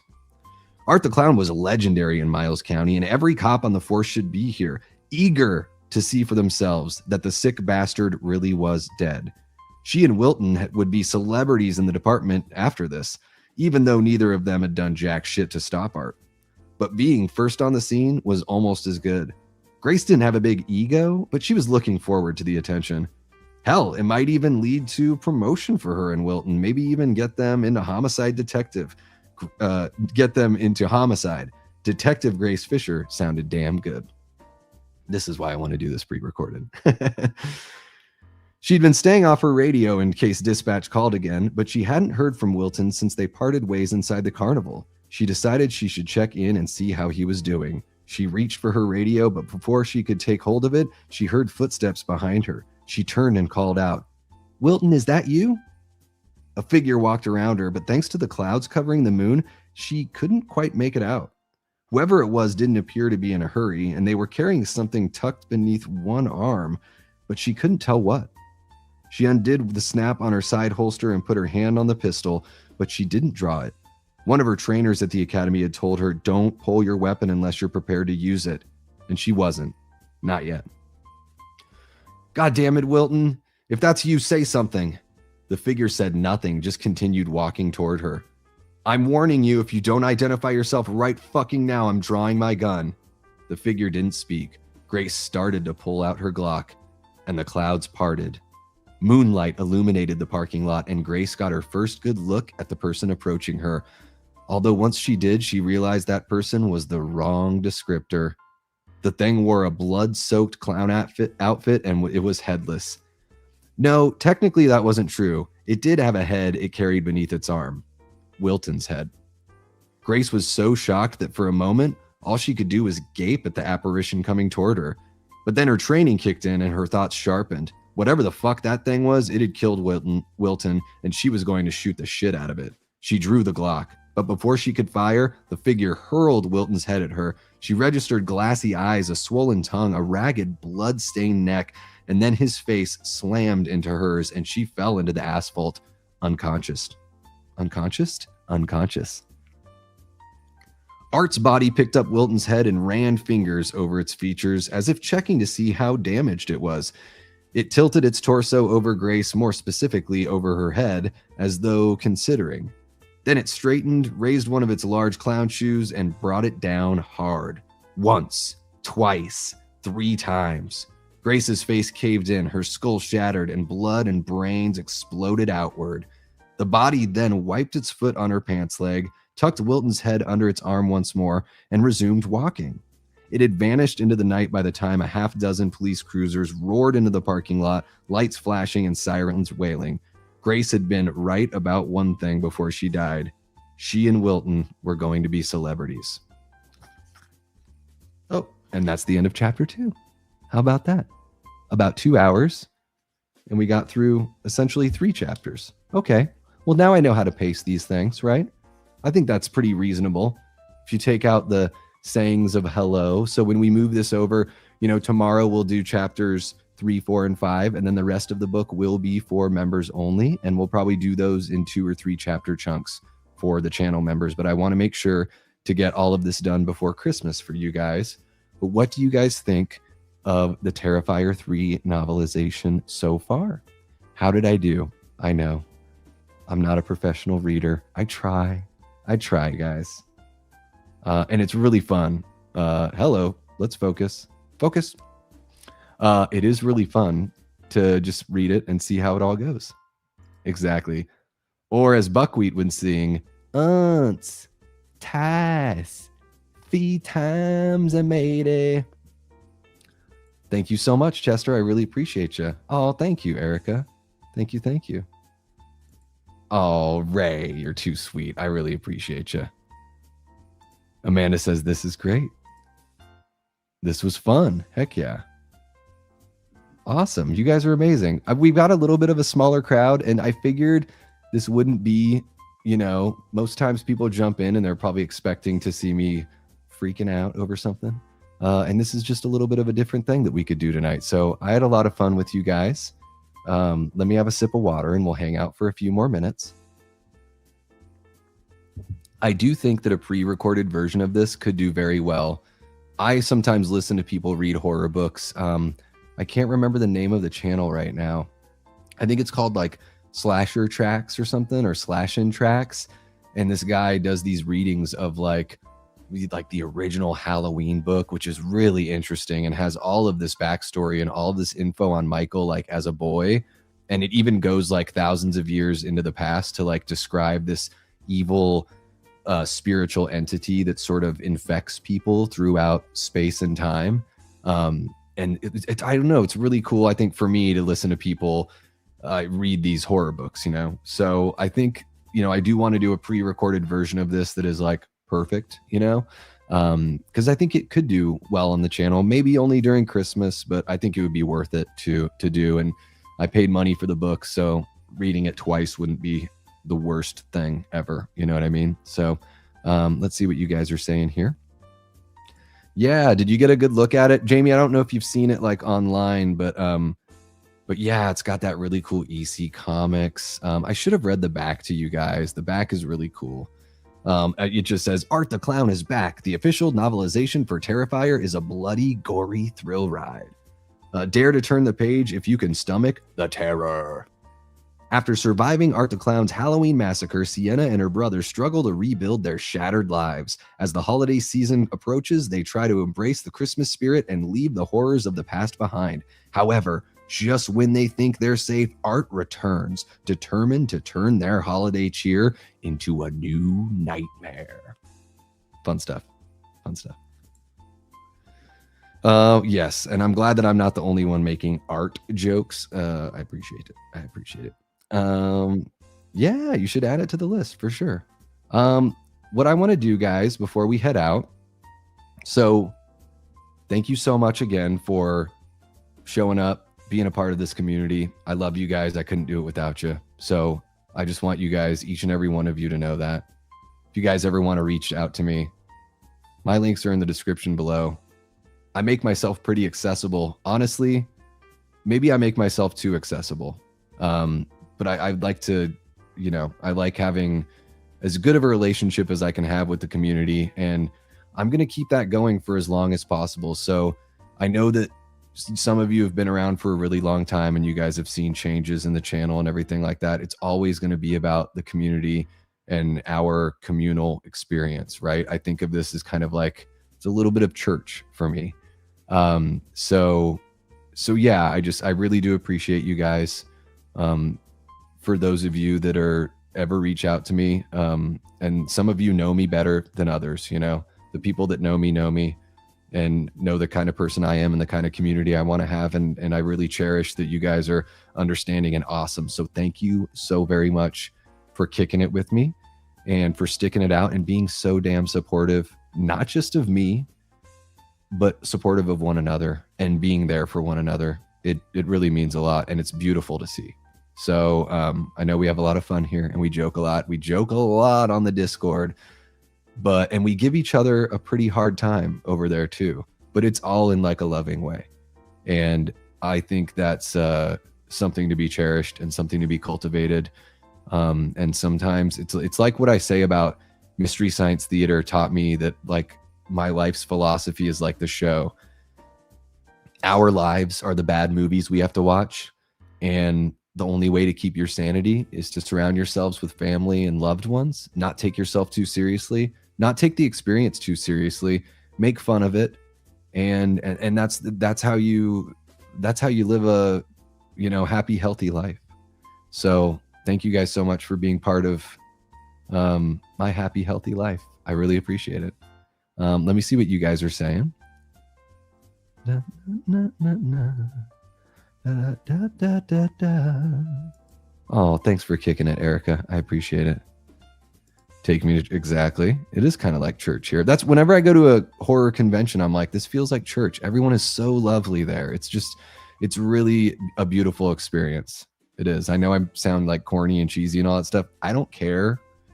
I'm willing to sound that way, to be open and honest, and just to be genuinely me. I'm always going to give you guys the genuine article. So this community is awesome, and I truly enjoy all of you. Hell yeah.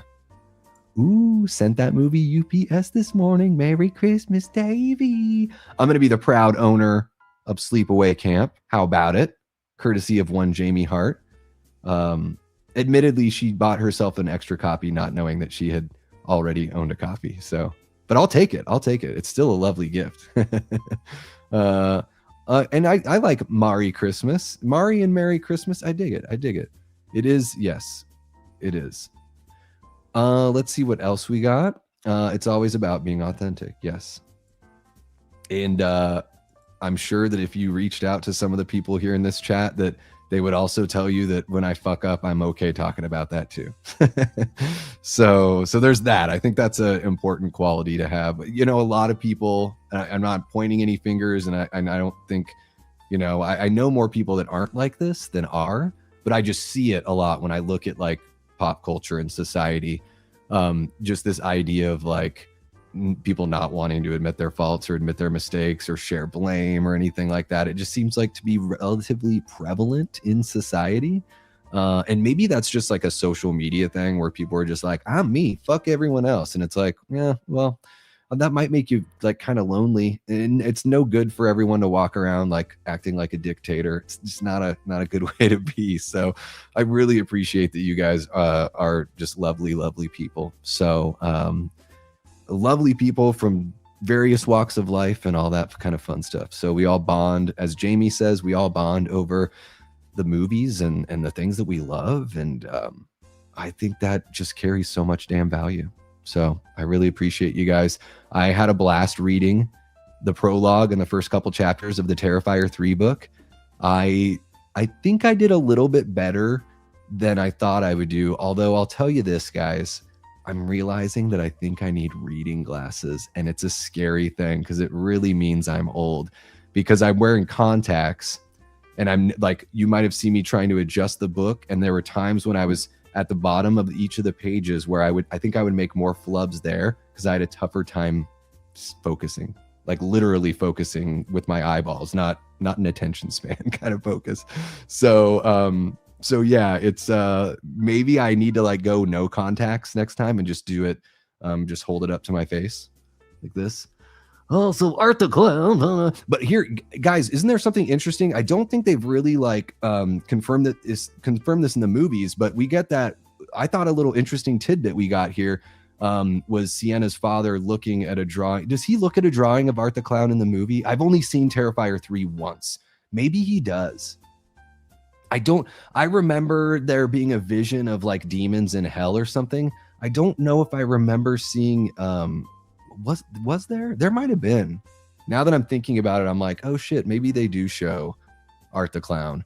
But I've just got this weird theory that something's up with Sienna's father. Either it's like he has a superpower, or he was involved in some sort of weird dark magic, although that seems like kind of silly to me. I'm just thinking, or what are the ways that Sienna could have these superpowers, and that Art, like, I think that Sienna's father is somehow responsible for Art. I don't think that it's like his spirit or that he was turned into Art. I just think that for whatever reason, Sienna's father's creations, gosh, that's a lot of possessiveness.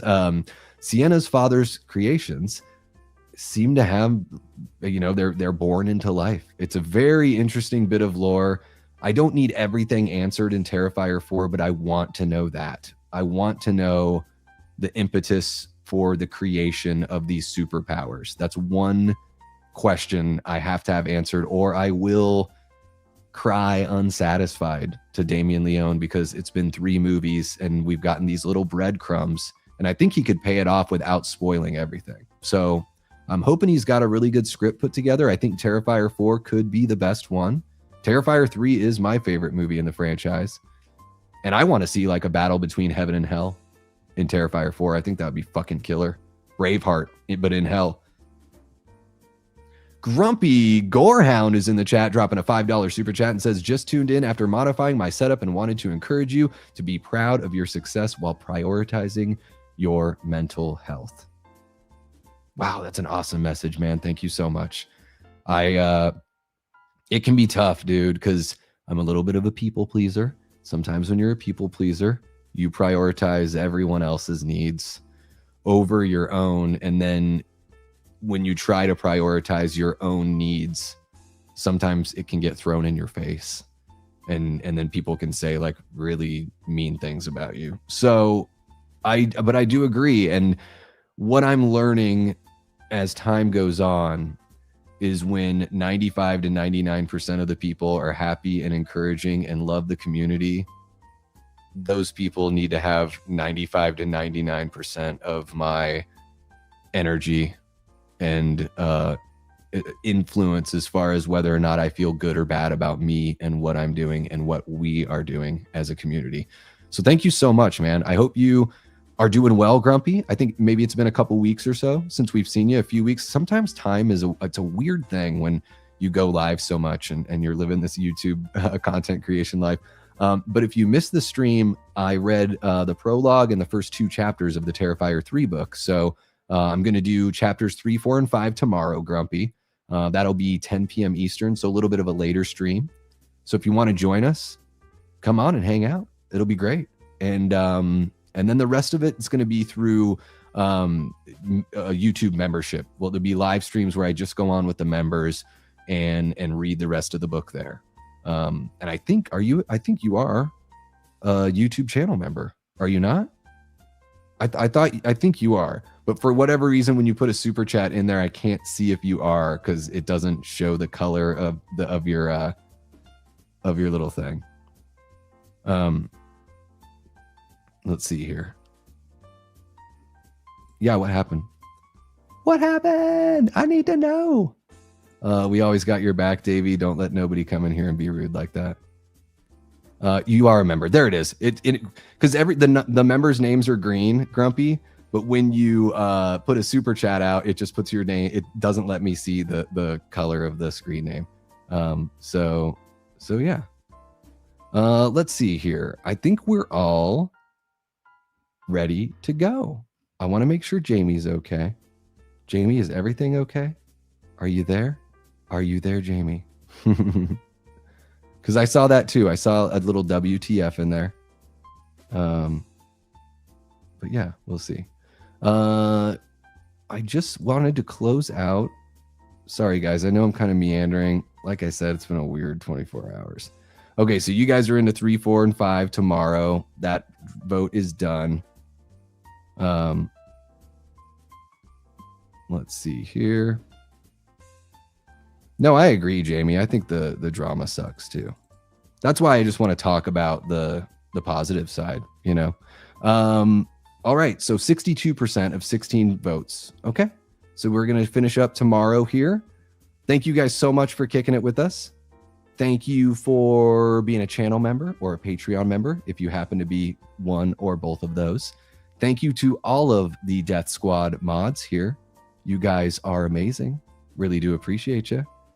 Let's see here. And I think we've got it all wrapped up. Look at that. This is fun. I'm digging this. Okay, guys, let me see if I can get ready for my actual send off here. Need to ramp it up. Ramp it up before we leave. Hey, who's seeing Silent Night, Deadly Night tomorrow night? Anybody doing that? Let me know in the chat. Robert, are you going to go see Silent Night, Deadly Night? I'm super pumped. Like, I can't wait. If there were an earlier show, I would go to the earlier show, but the earliest one I can do is 5 p.m. tomorrow. But I would be going earlier if I could. Like, absolutely. Is anybody going to go check it out tomorrow? Amanda, I know you've got your work party and all that. Am I going to be the only one? I'm going to be the only one. Friday. Okay, so Papa John is seeing it Friday. There you go. Perfect. I think I'm going to do a review with Cecil on it. So I don't know when we're going to work that in. I have to reach out to Cecil, but I'm going to go. I'm going to plan on going live tomorrow night, 10 p.m. Eastern to do this. So whatever, if something with that changes, I'll let you guys know as soon as possible. I'll reach out to Cecil after this. Ben Grimm, one of our great channel members, jumping in to say, I'm seeing it Sunday. Fuck yeah, Ben. Hell yeah. And that, it's funny, as I'm saying goodbye, I'm noticing more and more people coming into the chat. Guys, if you want, I'm going to take a little bit of a break. I'm going to have another little bite to eat, and then maybe we'll watch a little something over on Discord. Okay? So if you want to come hang out over on the Discord, we will watch something a little bit over there. So, okay. Thank you guys so much for hanging out. You all are awesome. Really appreciate the support. I love each and every one of you so very much. Shout out to the Patreon members, the YouTube channel members, and of course, our amazing group of Death Squad mods. You guys are incredible. I will be back tomorrow night to read 3 more chapters of Terrifier 3, the novelization. But until then, and until next time, I've been and will continue being Davey Deathray. Take care.